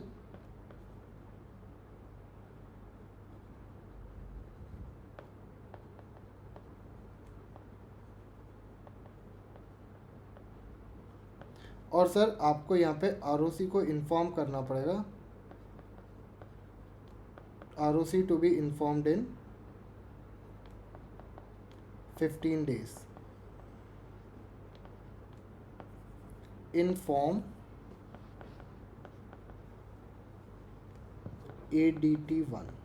ठीक है, तो इसके अंदर आप इनको इन्फॉर्म करोगे। ठीक है सर, ठीक है सर। टेन्योर एक बार बता दीजिए बच्चे, अगर पहली बार अपॉइंट हो रहे हैं तो 6 AGMs तक का टेन्योर रहेगा, यानी कि first AGM, second AGM, third AGM, ऐसे करके आपके 6 AGM जब तक कंक्लूड नहीं हो जाते तब तक। और उसके बाद अगर देखा जाए तो इंडिविजुअल का जो टेन्योर होगा वो सिंगल टर्म के लिए अपॉइंट होंगे फॉर 5 years। जो उनका एक टर्म होगा that will be for 5 years। ठीक है, 5 साल के लिए उनको अपॉइंट किया जाएगा। और अगर फर्म है तो उनको 2 टर्म्स के लिए अपॉइंट किया जा सकता है, and 2 terms of 5 year each, यानी कि 5 साल 5 साल, ऐसे 2 बार करके आप उनको मैक्सिमम 10 years के लिए अपॉइंट कर सकते हो। ठीक है, तो याद रखना है कि इनका जो अपॉइंटमेंट होता है, जैसे डायरेक्टर्स वगैरह का जो अपॉइंटमेंट होता है वो 3 साल 2 साल ऐसा कितने भी समय के लिए हो सकता है, पर ऑडिटर्स का जो अपॉइंटमेंट होता है वो हमेशा फिक्स्ड टेन्योर ऑफ 5 years के लिए होगा, कि भाई हम आपको 5 साल के लिए अपॉइंट कर रहे हैं। उसके बीच में अगर मान लीजिए रेजिग्नेशन हो जाता है, रिमूवल हो जाता है, तो that's a different story, but वैसे 5 साल के लिए अपॉइंट किया जाता है। ठीक है, समझ में आ गया?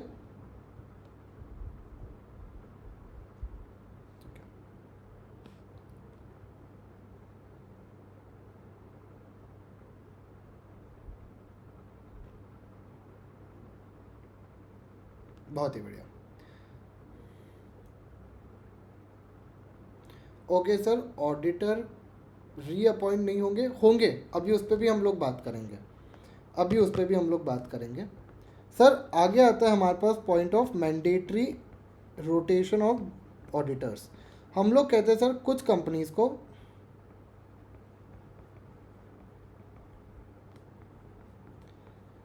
कंपनीज को कंपलसरी बेसिस पे आपके जो ऑडिटर्स हैं उनको यहाँ पे रोटेट करना ही पड़ता है, रिमूव करना ही पड़ता है ना। तो हम लोग कहते हैं कि कुछ आपके जो ऑडिटर्स होंगे they need to be removed, जैसे या फिर रोटेशन, जैसे आपके डायरेक्टर्स के साथ होता है कि भाई रोटेशन करके उनको निकालना पड़ेगा कंपलसरी बेसिस पे। सर किन किन कंपनीज को मैंडेटरी रोटेशन ऑफ ऑडिटर्स होता है? हम लोग कहते हैं सबसे पहली बात तो लिस्टेड कंपनी, दूसरा आता है sir unlisted company having paid up capital of 10 CR और मोर। तीसरा पॉइंट हम लोग कहते हैं private company having paid up capital of 50 CR और मोर। Any company having borrowing of 50 CR or more। तो सर ये जो भी आपकी कंपनीज होगी, इनके ऊपर क्या एप्लीकेबल हो जाएगा बच्चों? ये रोटेशन वाला प्रोविजन लग जाएगा। और इनको जो अगर इंडिविजुअल है तो ये मैक्सिमम 1 टेन्योर के लिए अपॉइंट कर सकते हैं, 1 टाइम के लिए अपॉइंट कर सकते हैं। और उसके बाद कूलिंग ऑफ पीरियड रखना पड़ेगा 5 साल का, कूलिंग पीरियड ऑफ 5 years। यानी अगर मान लीजिए मैं किसी कंपनी का ऑडिटर बन गया जिसके अंदर ये मैंडेटरी रोटेशन फॉलो करना पड़ेगा उस कंपनी को, तो मेरे को सिर्फ एक बार के लिए अपॉइंट किया जा सकता है, फिर 5 साल के लिए मेरा कूलिंग ऑफ पीरियड शुरू हो जाएगा, फिर आई कैन बी रीअपॉइंटेड, फिर मेरे को रीअपॉइंट किया जा सकता है। और अगर सर फर्म है तो फर्म को हम लोग मैक्सिमम 2 टाइम्स अपॉइंट कर सकते हैं, और उसके बाद अगेन कूलिंग ऑफ पीरियड हो जाएगा ऑफ 5 years। तो भाई फर्म जो होगी आपकी, अगर फर्म के फॉर्म में है तो उनको 5 साल ऐसे करके 2 बार आप अपॉइंट कर सकते हो, फिर आपका अगेन 5 साल का कूलिंग पीरियड आ जाएगा, फिर आप उनको चाहो तो रीअपॉइंट कर सकते हो। ठीक है सर। अगर सर मान लीजिए फर्म के अंदर कॉमन पार्टनर्स थे, मान लीजिए आपके 3 पार्टनर्स थे A, B और C। ये जो मिस्टर C है ना, ये पार्टनर था आपके M, K, C में भी। सर अब ऐसे सिचुएशन में अगर ABC अब अपॉइंट नहीं हो सकती एज एन ऑडिटर क्योंकि मैंडेटरी रोटेशन है, तो क्या MKC को अपॉइंट किया जा सकता है क्या? The answer is no. क्यों सर? क्योंकि इसके अंदर कॉमन पार्टनर आ गए। तो अगर कॉमन पार्टनर्स आ गए या फिर कॉमन आपके प्रोप्राइटर आ गए, तो ऐसी कोई सब्सिक्वेंट फर्म जो होगी ना, उसको भी हम लोग डीबार कर देंगे फ्रॉम रीअपॉइंटमेंट, उसको भी रीअपॉइंट नहीं किया जा सकता। तो याद रखिएगा, अगर कोई इंडिविजुअल है, अगर वो पहले खुद से ऑडिट कर रहा था, बाद में उसने जाके फर्म बना ली, तो फर्म भी आपकी डीबार हो जाएगी, वो भी अब रोटेशन के अंदर फॉल कर जाएगी। अगर कोई फर्म थी, उसका कोई पार्टनर था, अब वो दूसरी जगह जाके अगर आपका पार्टनर बन गया है, तो वो जो दूसरी जगह है वो भी आपकी सर क्या हो जाएगी? डीबार हो जाएगी, उसको भी हम लोग अलाउ नहीं करेंगे। ये आपको मैंडेटरी रोटेशन समझ में आया क्या? वेरी इंपॉर्टेंट पॉइंट, मेरे को ऐसा लगता है इस साल एग्जाम में आना चाहिए ये पॉइंट, क्योंकि ये 1-2 बार से पूछा नहीं गया है, तो मुझे ऐसा लगता है ये आना चाहिए। एक बार बता दो ये पॉइंट समझ में आया?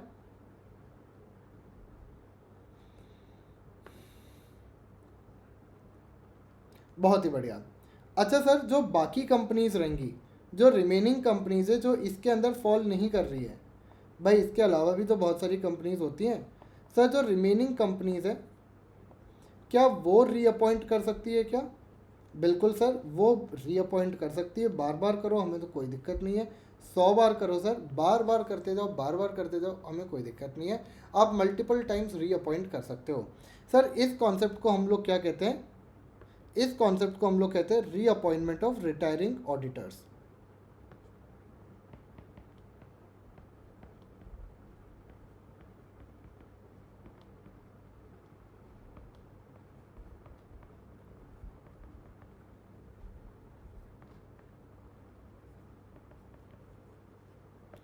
सर आप बिल्कुल अपॉइंट कर सकते हो, बट अनलेस आप 3 कंडीशंस में फॉल कर जाओ। 3 कंडीशन कौन सी है सर? या तो नॉट क्वालिफाइड पर्सन, अब वो क्वालिफाइड नहीं बचा due to any reason, he is not willing, भाई उसने मना कर दिया, उसका मन नहीं है, तो जब मन नहीं है तो फिर उससे क्या ही काम कराओगे। और सर तीसरी चीज़ हम लोग कहते हैं, अगर स्पेशल रेजोल्यूशन पास हो गया in favour of another person, in favour of another person, अगर भाई किसी और को बनाने का हमने यहाँ पे अप्रूवल दे ही दिया है तो फिर तुम्हें तो निकलना ही पड़ेगा कंपनी से। सर यानी कि क्या जो रिटायरिंग ऑडिटर है उसके अलावा कोई और भी आपका यहाँ पे ऑडिटर बन सकता है क्या? बिल्कुल बन सकता है, बस इसके अंदर आपको 2 बातों का ध्यान रखना पड़ेगा कि सर आपको स्पेशल नोटिस मूव करना पड़ेगा in the general meeting, special notice in the general meeting, और साथ ही साथ में हम लोग कहते हैं यहाँ पे आपको एसआर स्पेशल रेजोल्यूशन पास करना पड़ेगा। वैसे ऑडिटर के अपॉइंटमेंट के लिए आपको ऑर्डिनरी रेजोल्यूशन लगता है, but if you are appointing anybody else apart from the retiring auditor तो आपको स्पेशल रेजोल्यूशन लगेगा। ठीक है सर, पर अगर मान लीजिए कोई बंदा या कोई ऑडिटर जो है आपका वो ये मैंडेटरी रोटेशन ऑफ ऑडिटर्स के अंदर फॉल करता है, मैं एक लिस्टेड कंपनी था, मेरा ऑडिटर अब जा रहा था, अब मैं दूसरे ऑडिटर को अपॉइंट करूंगा, ऑब्वियस सी बात है सर मैं इस ऑडिटर को तो अब अपॉइंट कर ही नहीं सकता because he has to go as per the provision of the law, so I am going to appoint some other person in such a case, when I will be appointing some other person, तो क्या ये वाली requirement लगेगी क्या? The answer is no. तब आपको ordinary resolution ही पास करना है, आपको ऑर्डिनरी बेसिस पे जो आप काम करते हो वही करना पड़ेगा। ऐसा क्यों? ऐसा इसलिए क्योंकि ये जो रिटायरिंग ऑडिटर्स वाली रिक्वायरमेंट है ये तभी लगेगी अगर आप यहाँ पे मैंडेटरी रोटेशन के अंदर फॉल नहीं कर रहे हो तो फिर हम लोग ये सेकेंड लॉ पे बढ़ेंगे, अदरवाइज हमें इस पे ही कहानी ख़त्म हो जाएगी। हाँ या ना बोल दो। बहुत ही बढ़िया सर, अगर मान लीजिए किसी ऑडिटर की डेथ हो जाती है, हमने इंडिविजुअल अपॉइंट किया था, अनफॉर्चुनेटली डेथ हो जाती है, तो उस सिचुएशन में अराइज हो जाएगी आपकी casual vacancy. And sir casual vacancy को हम लोग कितने समय में फिल करेंगे? कैजुअल वैकेंसी अगर अराइज हो रही है due to any reason, due to any reason, और दूसरा कैटेगरी होता है due to resignation.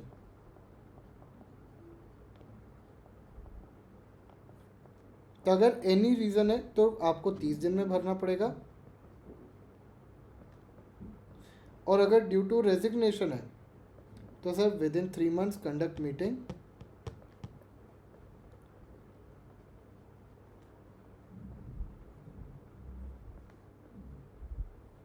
With in 3 months conduct meeting, and इस ऑडिटर का जो टर्म है वो रहेगा टिल नेक्स्ट AGM। ठीक है, क्योंकि इसको टेम्पररी बेसिस पे ही अपॉइंट किया गया है। ठीक है सर, ये भी बात हमें समझ में आ गई, इसमें भी अब कोई दिक्कत नहीं होनी चाहिए मेरे हिसाब से। तो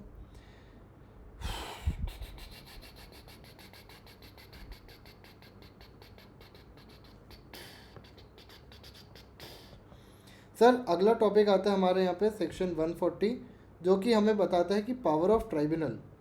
जहाँ मैं जाता हूँ वहीं चले आते हो, चोरी चोरी मेरे दिल में समाते हो, ये तो बताओ कि तुम मेरे कौन हो। ट्राइब्यूनल, ठीक है, ये गाना कौन गा रहा है? ट्राइब्यूनल नहीं, कंपनीज गा रही है ट्राइब्यूनल के लिए, कि जहाँ पे भी कोई लॉ बनाया गया है वहाँ पे 2 लोग तो आ ही जाएंगे। अगर कहीं पे भंडारा बट रहा है तो वहाँ पे 2 तरीके के लोग तो आ ही जाएंगे। सर 2 तरीके के लोग कौन आएंगे सर? ROC और ट्राइब्यूनल। यहाँ पे हम लोग देख लेते हैं ट्राइब्यूनल की पावर। उसे रीअपॉइंट कर सकते हैं ना नेक्स्ट AGM में। यस बच्चे, इस बंदे को आप रीअपॉइंट कर सकते हो नेक्स्ट AGM। ठीक है सर, अगर ट्राइब्यूनल को लगता है कि यार या तो खुद से सुओ मोटो से, यानी सर खुद से पता चला है कि कहीं भंडारा बटा है, या तो सर एप्लीकेशन लग गई है by application by central government, या तो sir application by concerned person.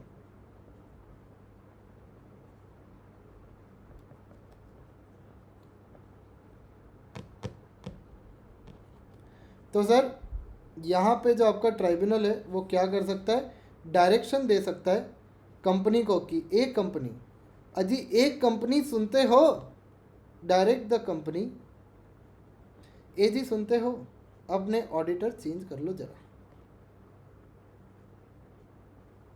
और सर जो ये ऑडिटर चेंज किया जा रहा है ना जिस भी कंपनी में, ये बंदा 5 ईयर्स के लिए अपॉइंट नहीं हो सकता, cannot be appointed for 5 years in the same company.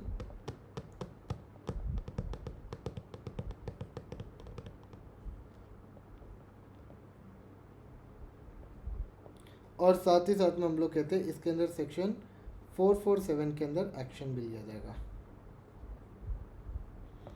भाई लोग एक बात बताओ, तुम लोग ये नोट्स लिखते हो ना जो मैं इतना लिखवाता हूँ, ऐसा तो नहीं कि तुम बस मेरी तरफ ऐसे ऐसे करके देखते रहते हो, ताकते रहते तुझको सांझ सवेरे, जिया मेरा डोले रे डोले, ऐसा तो नहीं है ना भाई।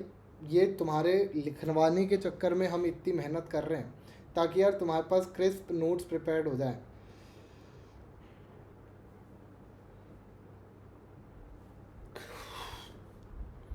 बताओ, रिकॉर्डिंग करके मैं ऐसे उबासियाँ खुद ही ले रहा हूँ। उबासी नहीं ले रहा हूँ यार, एक्चुअली भाई कंधा भाई बहुत एकदम ऐसा दर्द कर रहा है, मैंने पेन किलर खा रखी है तब भी दर्द कर रहा है, और लिखते समय मेरे को एक कंधा नीचे भी करना पड़ रहा है, तो भाई वो एकदम टू मच ऑफ पेन हो गया है उसमें। कोई बात नहीं यार, मेरे बच्चों के लिए मैं इतना दर्द तो ले ही सकता हूँ। मेरे बच्चे, बच्चा कह रहा है चल चल, ज़्यादा उड़ने की ज़रूरत नहीं है। सर रिमूवल ऑफ डायरेक्टर, क्या डायरेक्टर को यहाँ पे रिमूव किया जाए? Sorry, removal of auditor. अच्छा, रिमूवल ऑफ ऑडिटर से मेरे को याद आया, सर डायरेक्टर को भी रिमूव किया जा सकता है क्या? Can a director be remove from a company?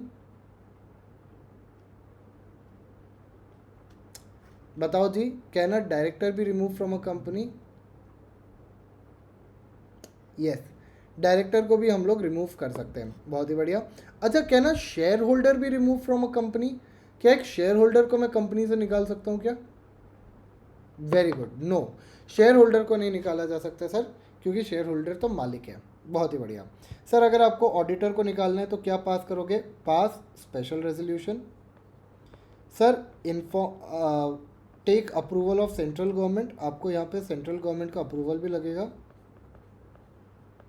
किस फॉर्मेट में सर? ADT2। और तीसरा हम लोग कहते हैं give reasonable opportunity of hearing.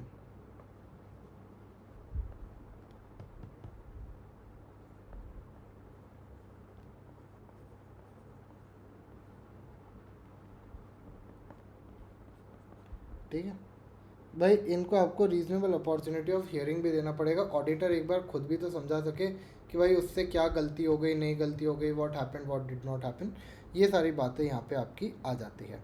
Sir अगर ऑडिटर रिज़ाइन करना चाहता है तो ऑडिटर रिज़ाइन भी कर सकता है।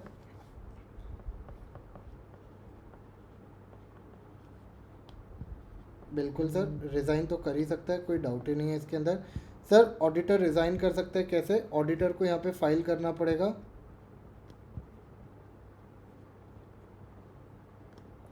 Auditor to file ADT3 and state reasons, कि भाई क्यों वो निकलना चाह रहा है। साथ ही साथ में सर हम लोग कहते हैं कि ये जो भी आपका ऑडिटर है वो रिज़ाइन कर रहा है, तो उसने जितना भी ऑडिट वगैरह किया है उसके लिए एक प्रॉपर स्टेटमेंट वगैरह बना के कंपनी और रजिस्ट्रार को दे दें, ठीक है ना। तो statement to company and to registrar within 30 days of resignation.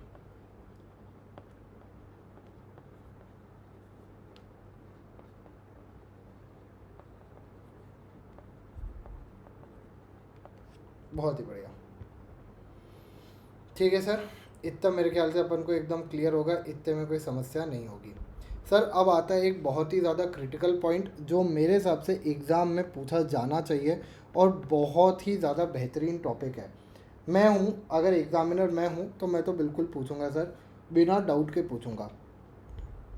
Sir कौन सा टॉपिक है? Auditors can not give certain cannot render certain services, कुछ सर्विसेज आपके ऑडिटर्स नहीं दे सकते। सर कौन कौन सी सर्विसेज ऐसी है जो आपके ऑडिटर नहीं दे सकते, जो कि आपके सेक्शन नंबर 144 के अंदर लिखी गई है, इसको इम्पोर्टेंट मार्क कर लेना। ऐसी कौन सी सर्विसेज है सर? पहली तो हम लोग कहते हैं सर ये ना आपकी बहुत बड़ी लिस्ट है, तो ऐसा नहीं है कि कुछ 2-4 सर्विसेज ही है। रफली अराउंड आपको 9 सर्विसेज देखने को मिलती है जो आपके ऑडिटर्स नहीं दे सकते। सर कौन सी है? पहली तो हम लोग कहते हैं इंटरनल ऑडिट की सर्विस। भाई अगर हम तुम्हारे इंटरनल ऑडिट भी कर रहे हैं और फिर बाद में सब्सिक्वेंट ऑडिट भी कर रहे हैं तो हम गलती पता कैसे कर पाएंगे? भाई इंटरनल ऑडिट किसी और को करना चाहिए और जो मेन आपका ऑडिट है जिसके अंदर हम लोग क्रॉस चेक और वेरीफाई कर रहे होंगे वो किसी और को करना चाहिए। तो ये इंटरनल ऑडिट की सर्विस नहीं दे सकते। अगर ये इंटरनल ऑडिट नहीं कर सकता तो सर क्या ये अकाउंटिंग कर सकता है क्या? बिल्कुल भी नहीं सर। अगर अकाउंट्स भी यही प्रिपेयर कर रहा है तो फिर तो बात ही क्या रह जाएगी। अकाउंटिंग एंड बुक कीपिंग का भी काम नहीं करेंगे। ठीक है सर। सर साथ ही साथ में हम लोग कहते हैं ये और भी बहुत सारे काम नहीं कर सकते, जैसे आपके मैनेजमेंट सर्विसेज नहीं प्रोवाइड कर सकते। जो मैनेजमेंट सर्विसेज होती हैं वो ये प्रोवाइड नहीं कर सकते। सर इन्वेस्टमेंट एडवाइजरी नहीं दे सकते। अगर ये अदरवाइज करना चाहे तो कर सकते हैं, बट जिस कंपनी के लिए ये एज एन ऑडिटर अपॉइंटेड है उनके लिए नहीं कर सकते। इन्वेस्टमेंट एडवाइज़र के तौर पे नहीं काम कर सकते। सर इन्वेस्टमेंट बैंक के तौर पे काम नहीं कर सकते।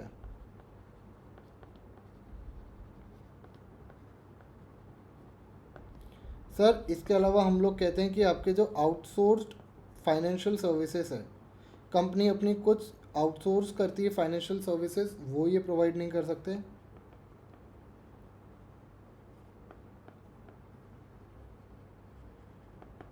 सर इसके अलावा हम लोग कहते हैं और क्या नहीं कर सकती सर, ये आपकी अक्रूवल सर्विसेज नहीं प्रोवाइड कर सकती। एक्चुरियल सर्विसेज, सॉरी अक्रूवल क्या होती है, एक्चुरियल सर्विसेज ये प्रोवाइड नहीं कर सकती। और इसके अलावा हम लोग कहते हैं एनी अदर प्रिस्क्राइब्ड। अगर इसके अलावा कोई और भी ऐसी एक्टिविटी प्रिस्क्राइब कर रखी है जिनसे हम इनको डीबार करना चाहते हैं तो भाई हम यहाँ पे डीबार कर देंगे। बहुत ही बढ़िया। सर अगला क्वेश्चन आता है कि who can be appointed as an auditor, who can act as an auditor. तो याद रखना एनी सीए ऑब्वियस सी बात है, और साथ ही साथ में any firm including LLP in which maximum members are CA। ठीक है, तो सिर्फ इनके पास ही पावर है सर आपके ऑडिट करने की।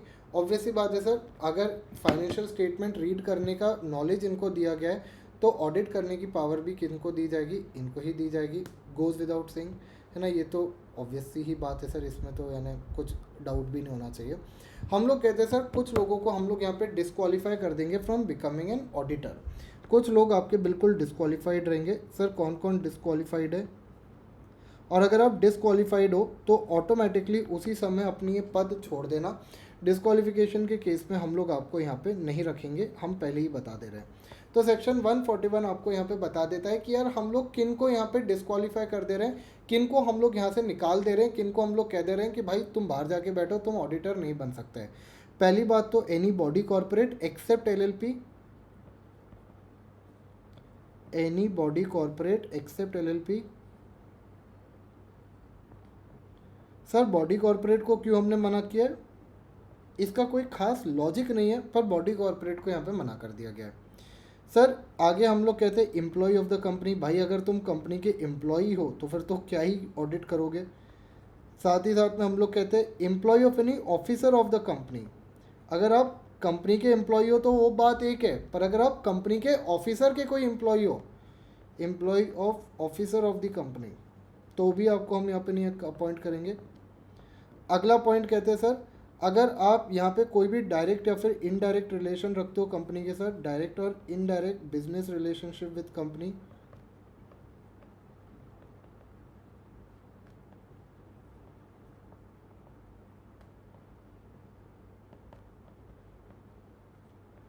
ठीक है सर। सर अगर आपका रिलेटिव जो है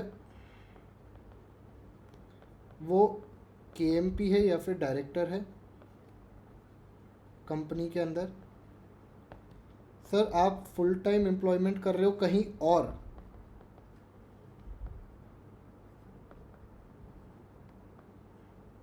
या फिर सर अगर आपके ऑडिटर ने मोर देन 20 ऑडिट्स ले रखे हैं। भाई 20 से ज़्यादा कंपनी के ऑडिट तुम करोगे कैसे? तुम तो भाई गड़बड़ घोटाला घपला यानी पता नहीं व्हाट नॉट क्या क्या करते हुए चले जाओगे। तो मोर देन 20 कंपनीज से हम तो यहाँ अलाउ नहीं कर सकते,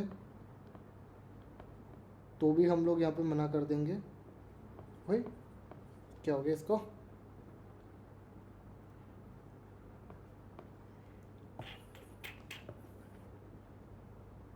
भाई को क्या हो गया? एक सेकंड देना गाइस। माझा पेन नथी चाल से, हाँ अब चल गया, अब चल गया, अब चल गया। मोर देन 20 कंपनीज के अंदर अगर आप अपॉइंटेड हो, ठीक है, या फिर sir you are convicted of fraud, आपको फ्रॉड के लिए कन्विक्ट किया गया है,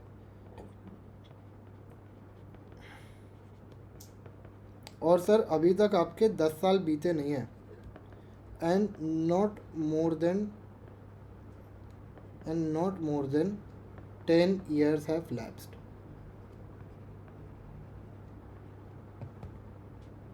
सर 10 years कब से गिनेंगे? 10 years from the date of conviction, जिस दिन आपको कन्विक्ट किया गया, ठीक है,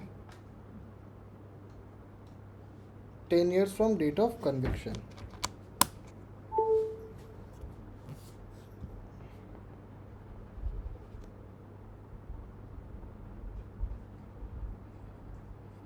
है ना?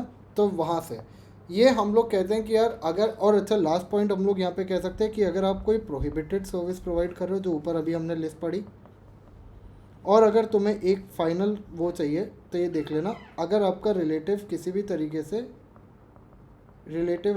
भी तरीके से इंटरेस्टेड पार्टी है, इंटरेस्ट रखता है कंपनी के अंदर, डेट वगैरह रेज कर रखे हैं, 2 लाख से ज़्यादा के अगर शेयर्स रख रखे हैं, तो इस सिचुएशन में, सॉरी 1 लाख से ज़्यादा, नॉट 2 लाख, 1 लाख से ज़्यादा अगर शेयर्स रख रखे हैं, तो उन सिचुएशन में भी हम आपको अलाउ नहीं करेंगे। अच्छा ये रिलेटिव या फिर हम लोग कहते हैं पर्सन खुद भी, हाँ पर्सन खुद भी अगर इंटरेस्टेड है तो आप इसके अंदर फॉल कर जाओगे। आई होप इतना आपको समझ में आया होगा। सर क्या हमें लिस्ट याद करनी पड़ेगी? आई विल रिकमेंड कि हाँ यार बिल्कुल याद करना, इसमें आपको कोई वो नहीं होना चाहिए। सर बाकी ऑडिटर्स के पास यहाँ पे क्या क्या राइट्स एंड ड्यूटीज़ होती है? सर आपका जो ऑडिटर है वो आपके एजीएम अटेंड कर सकता है, ठीक है, एजीएम अटेंड करेगा ही, इनफैक्ट एजीएम अटेंड करेगा, साथ में सर इसको बुक्स ऑफ अकाउंट का सारा एक्सेस मिलेगा,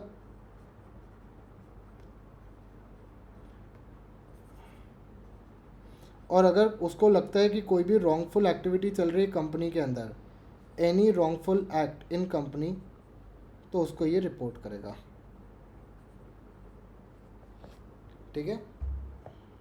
हाँ बच्चे 1 लाख वाली कंडीशन आपके ऑडिटर के ऊपर भी है, ऑडिटर पे भी है, ठीक है। चलिए आई होप इतना एकदम क्लियर होगा, यहाँ तक कोई समस्या नहीं होगी, यहाँ तक कोई दिक्कत नहीं होगी, ठीक है। सर बाकी ऑडिटर्स अपने रिपोर्ट में क्या क्या लिखते हैं? यार ऑडिटर्स पहली बात तो तुम जो सोच सकते हो फाइनेंशियली ऑडिटर्स को लिखना चाहिए वो सारी चीज़ें लिखेंगे, जैसे सर बैलेंस शीट प्रॉपर है या नहीं है, फाइनेंशियल स्टेटमेंट प्रॉपर है या नहीं है, सब books of account properly prepare हुए थे या नहीं हुए थे, ऑडिटर्स आपके डायरेक्टर्स आपके क्वालिफाइड है या नहीं है, इसके अलावा सर अगर अकाउंटिंग स्टैंडर्ड प्रॉपरली फॉलो हुआ है या नहीं हुआ है, ये सारी बातें ऑडिटर्स अपनी स्टेटमेंट में लिखेंगे। सर कोई अगर पेंडिंग लिटिगेशन है जिसका बहुत हैवी इम्पैक्ट हो सकता है कंपनी के ऊपर, वो भी लिखेंगे। कोई प्रोविज़न है जो क्रिएट करना चाहिए था कंपनी को अपने आने वाले लॉसेस को देखते हुए, तो वो भी आप यहाँ पे क्रिएट करोगे। तो ये सारी बातें बच्चे आपके किसके अंदर आनी चाहिए? आपके यहाँ पे ऑडिटर्स को अपनी रिपोर्ट के अंदर लिखना पड़ेगा, ठीक है सर। ये सब लिखवा देंगे, कोई दिक्कत की बात नहीं है। यहाँ पे सर हमारा जो मेन ऑडिटर्स वाली चीज़ है वो ख़त्म होती है, ऑडिटर्स वाला एस्पेक्ट हमारे ऊपर कंप्लीट होता है। अच्छा एक चीज़ याद रख लेना जो मैं आपको बताना भूल गया था, I am so sorry sir, ये जो आपका हाँ, ये मैंडेटरी रोटेशन ऑफ ऑडिटर्स वाला जो पॉइंट है ना बच्चों, ये याद रखना कि आपके ये स्मॉल कंपनीज़ के ऊपर एप्लीकेबल नहीं होगा। हाँ, स्मॉल कंपनीज एंड ओपीसीज पे एप्लीकेबल नहीं होगा। अब तो आप लोग जानते ही हो कि यार स्मॉल कंपनी की लिमिट ही 100 करोड़ कर दी गई है, 10 करोड़ कर दी गई है। तो यार ऑब्वियसली बात है कि यहाँ पे एक मेजर शिफ्ट हमें देखने को मिल रहा है जो इसके अंदर आ रहा है। ठीक है, अपार्ट फ्रॉम दैट आपके ये मैंडेटरी ऑडिटर्स वगैरह का केस सबके ऊपर लगेगा। ठीक है सर। सर अगला पॉइंट हम लोग कहते हैं जो यहाँ पे आता है, आपका बच्चा कह रहा है सर अब तो छोड़ दो भाई, लास्ट टॉपिक तक पढ़ा के छोड़ूंगा, ऐसा नहीं होगा कि कुछ छोड़ दिया कुछ बच गया। एटलीस्ट जो इम्पोर्टेंट वाला एस्पेक्ट है वो तो मैं आपको पूरा ही पढ़ा के भेजूंगा कि यार आपको ये नहीं लगना चाहिए कि सर ये टॉपिक छूट गया वो टॉपिक छूट गया। एक मैराथन देखो, अच्छे से देखो, पूरा ख़त्म करो भाई। ये नहीं होना चाहिए कि आधा अधूरा पढ़ा, पेपर में कुछ और ही आ गया। बिल्कुल ये नहीं होना चाहिए। एटलीस्ट हमारी प्रिपरेशन 110% होनी चाहिए। और जैसा मैं हमेशा कहते हुए आ रहा हूँ कि यार एक सीएस की बैकबोन ही कंपनी लॉ होती है। अगर इसके अंदर तुम मक्कारी कर जाओगे ना तो भाई पेपर तो निकाल लोगे पर सीएस बेकार बन जाओगे। और एक बेकार सीएस पैसा खराब ही कमाता है, कोई बहुत अच्छा पैसा नहीं कमा सकता वो। तो इस पर मक्कारी मत करना यार, ये मेरी आपसे हम्बल रिक्वेस्ट रहेगी। चलिए सर, यहाँ पे हमारे पास आता है एक पॉइंट और जो अभी रिसेंटली गवर्नमेंट ने इंट्रोड्यूस किया है, दैट इज कंपनीज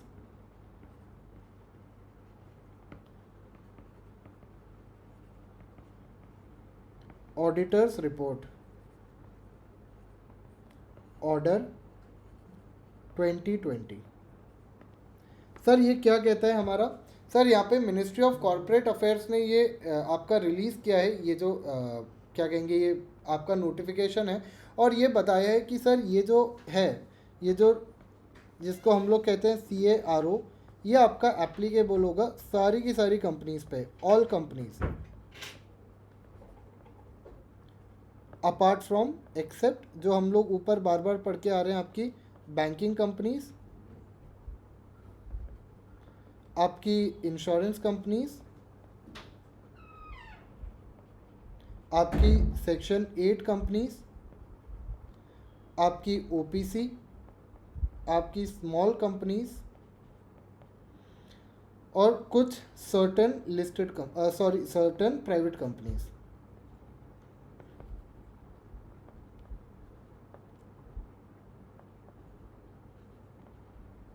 सर इनको अपनी रिपोर्ट में क्या क्या बताना पड़ेगा, सर CARO जो है ये ज़्यादा कॉम्प्रिहेंसिव रिपोर्ट होती है। इसके अंदर आपके कंपनी का ऑलमोस्ट जो बाकी डिटेल्स होती है जो अदरवाइज फाइनेंशियल स्टेटमेंट कैप्चर नहीं कर पाता है, वो सारी चीज़ें इसके अंदर लिख दी जाती है। सर जैसे कि अगर हम लोग यहाँ पे बात करें तो यार आपके कंपनी का जो इमूवेबल प्रॉपर्टी है उसका टाइटल डीड प्रॉपर है या नहीं है, इमूवेबल प्रॉपर्टी के रिस्पेक्ट में टाइटल डीड प्रॉपर है या नहीं है। सर हम लोग फिजिकल वेरिफिकेशन करके आएंगे of plant and machinery, physical verification of plant and machinery की प्रॉपर है या नहीं है।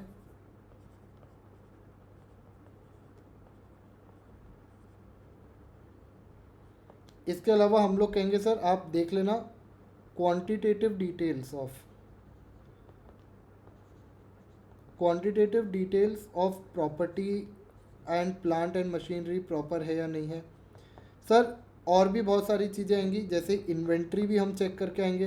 भाई मान लो आपके बुक्स ऑफ अकाउंट में इन्वेंट्री लिखी हुई है 100 करोड़ की, ज़मीन पे 20 करोड़ भी नहीं है, चलेगा या नहीं चलेगा। तो सर ये कंपनीज ऑडिटर्स रिपोर्ट ऑर्डर 2020 कहता है कि नहीं, तुम्हें ज़मीन पे जाके चेक करके आना पड़ेगा कि एक्चुअली में एक्चुअली में इन्वेंट्री वगैरह है भी कि नहीं है, टाइटल डीड प्रॉपर है या नहीं है। फिजिकल वेरिफिकेशन करो प्लांट एंड मशीनरी का, पता चला प्लांट एंड मशीनरी टूटा पड़ा हुआ है और वहाँ पे वैल्यूएशन दिखाई हुई है बुक्स ऑफ अकाउंट में 40 करोड़ की।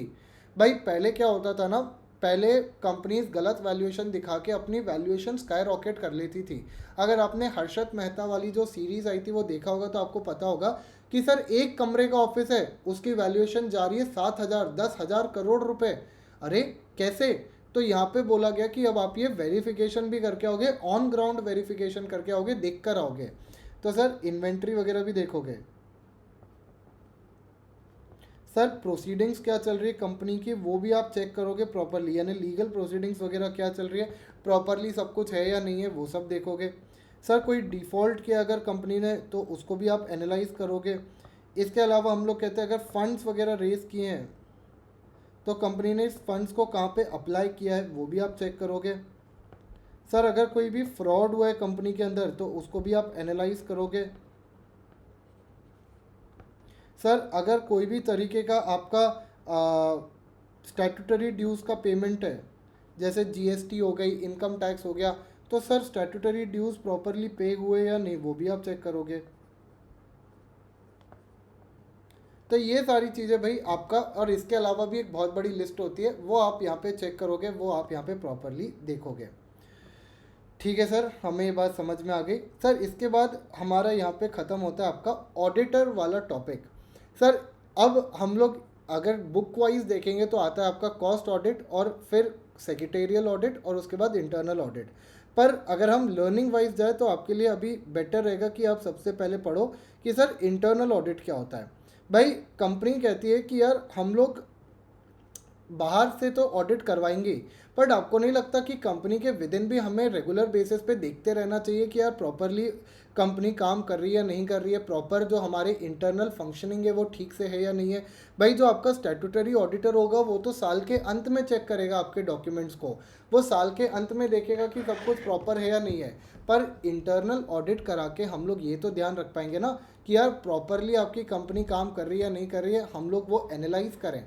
तो यहाँ पे इंटरनल ऑडिटर्स जो होते हैं वो यहाँ पे आपका एनालाइज करते हैं, इंटरनल ऑडिटर।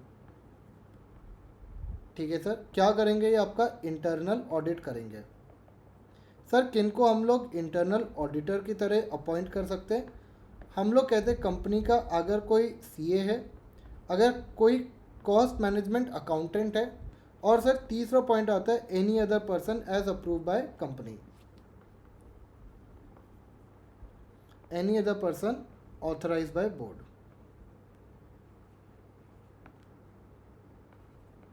तो इन लोगों को यहाँ पे अपॉइंट किया जा सकता है इंटरनल ऑडिट करने के लिए। अब सर किन किन कंपनी को इंटरनल ऑडिट कराना कंपलसरी होता है, इसको एक चार्ट के थ्रू समझ लो।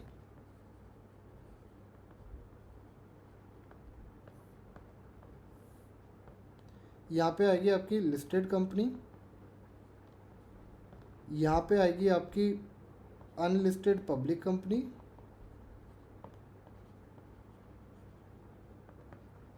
और यहाँ पे आएगी आपकी private company. Sir listed company तो सारी की सारी ही कराएंगी, ऑल लिस्टेड कंपनीज, इनका तो हमें कुछ देखने का आवश्यकता ही नहीं है। पब्लिक कंपनी अगर सर आपका paid up capital more than 50 lakh rupees, sorry 50 crore rupees से 50 करोड़ या फिर ज़्यादा है, पहला पॉइंट। दूसरा पॉइंट सर अगर आपका टर्नओवर 200 करोड़ या फिर ज़्यादा है, अगर आपका आउटस्टैंडिंग बोरोइंग्स अगर आपकी 100 करोड़ या फिर ज़्यादा है, या फिर अगर आपका आउटस्टैंडिंग डिपॉजिट्स अगर 25 करोड़ या फिर ज़्यादा है, तो फिर तो आपको इंटरनल ऑडिट कराना ही पड़ेगा। और अगर आप प्राइवेट कंपनी हो जिसका टर्नओवर 200 करोड़ से ज़्यादा है, या फिर बोरोइंग्स अगर 100 करोड़ से ज़्यादा है, तो आपको इंटरनल ऑडिट कराते रहना पड़ेगा, ताकि भाई हमें कंफर्मेशन रहे कि हाँ भाई जो भी आप डिटेल्स दे रहे हो, जो भी आप डॉक्यूमेंट्स दे रहे हो वो एकदम प्रॉपर है, इसके अंदर कोई गलती की बात नहीं है, कोई गड़बड़ नहीं है। ठीक है सर, इंटरनल ऑडिटर्स भी हमें समझ में आ गया। मेरे पेन की बैटरी भी ख़त्म होने वाली है, बट कोई बात नहीं सर। इसके बाद आ जाते हैं हम लोग अगले अपने ऑडिट पे, जिस पे ऑलमोस्ट ये चैप्टर आप ऑलमोस्ट क्या 95% आपका ये चैप्टर कंप्लीट हो जाता है, that is your secretarial audit.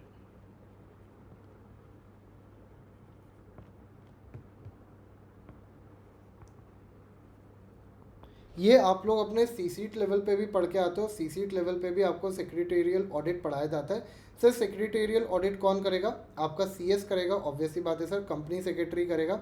और हम लोग यहाँ पे कहते हैं कि कंपनी सेक्रेटरी को यहाँ पे सेक्रेटेरियल ऑडिट क्यों दिया जाता है, क्योंकि सर सेक्शन 204 कहता है सेक्शन 204 कहता है कि यार कंपनी ने सारे लॉज के साथ कंप्लाई किया है नहीं।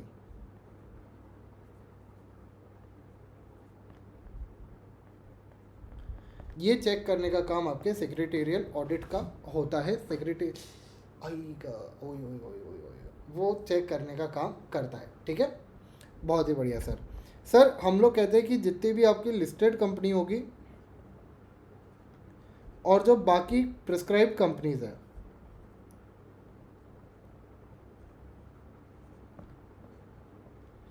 इनको अनेक्स करनी पड़ेगी एक सेक्रेटेरियल ऑडिट रिपोर्ट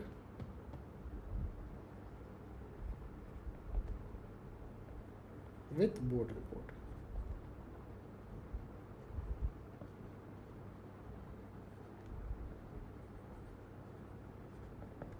ठीक है सर।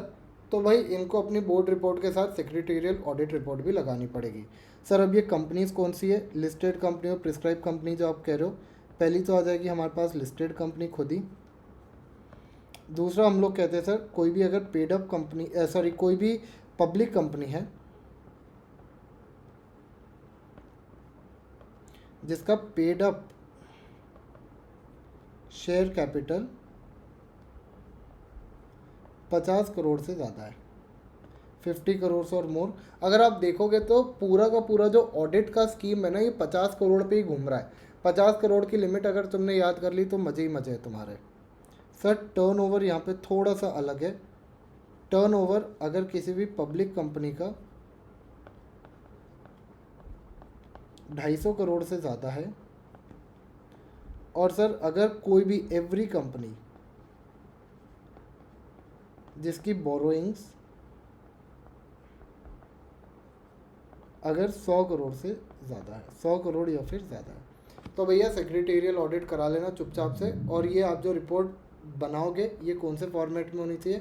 MR3 फॉर्मेट में होनी चाहिए। कौन से फॉर्मेट में? MR3 फॉर्मेट में होनी चाहिए।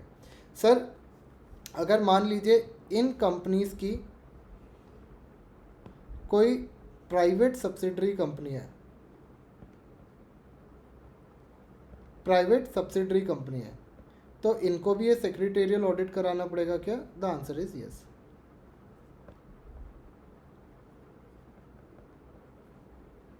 इनको भी ये सेक्रेटेरियल ऑडिट आपका कराना पड़ेगा। बहुत ही बढ़िया सर, इसमें अब कोई दिक्कत नहीं होगी। सर जो लिस्टेड कंपनीज है इनके ऊपर इनफैक्ट एक और लिस्टेड कंपनीज के ऊपर ना एक और यहाँ पे कंडीशन लगाई गई है।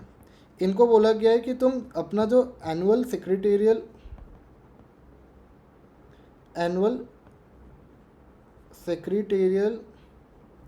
ऑडिट रिपोर्ट जो कराते हो वो तो कराओगे ही कराओगे,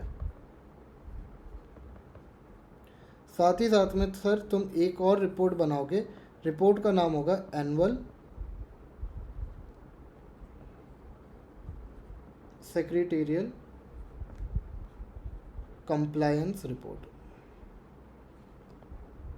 सर ये आपका जो कंप्लायंस रिपोर्ट है ये कौन देगा? आपका प्रैक्टिसिंग CS देगा, जो कि सर्टिफाई करेगा कि भाई सारी कंडीशंस प्रॉपरली सेटिस्फाई हुई है।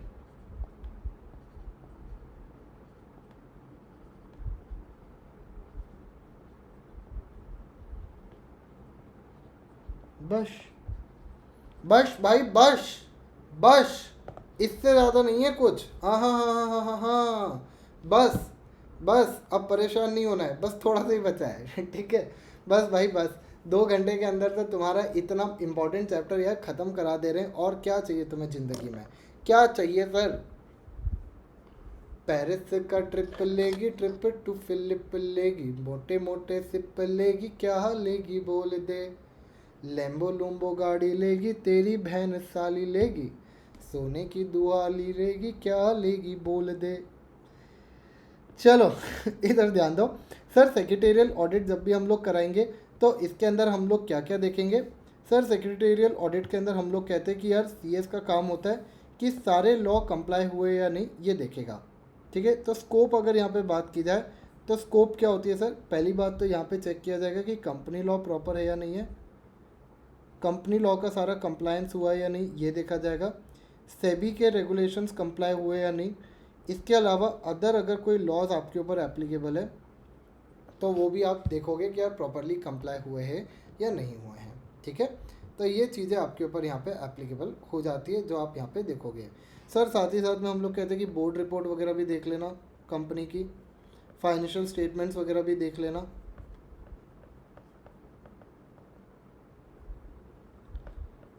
ठीक है। कंप्लायंस मैकेनिज्म देख लेना,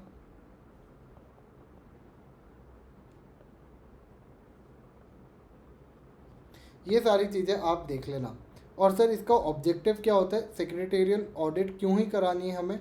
सर सबसे पहली बात तो पर्पस ये होता है, या इसका ऑब्जेक्टिव अगर हम लोग बात करें,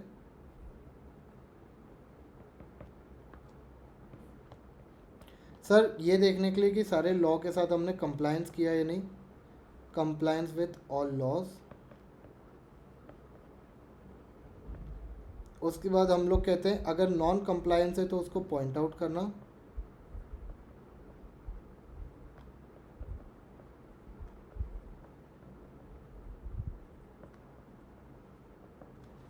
इसके अलावा हम लोग कहते हैं protect the interest of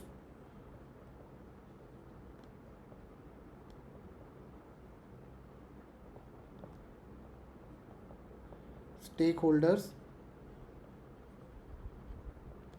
and avoid any legal action.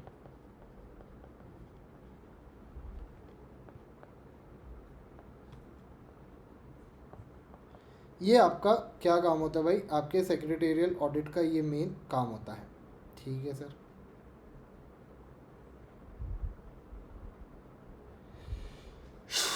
ये वाले पॉइंट आपके आते हैं। सर लास्ट जो हमारे पास पॉइंट आता है एक है वो आपका cost accountant. Sir cost auditor बस इतना याद रख लेना कि कंपनी जो भी आपकी रिक्वायर्ड कंपनीज है, ये इधर से देख लेते हैं, उनको कॉस्ट ऑडिटर्स भी यहाँ पे अपॉइंट करना पड़ेगा जो भी आपके रिक्वायर्ड कंपनीज है।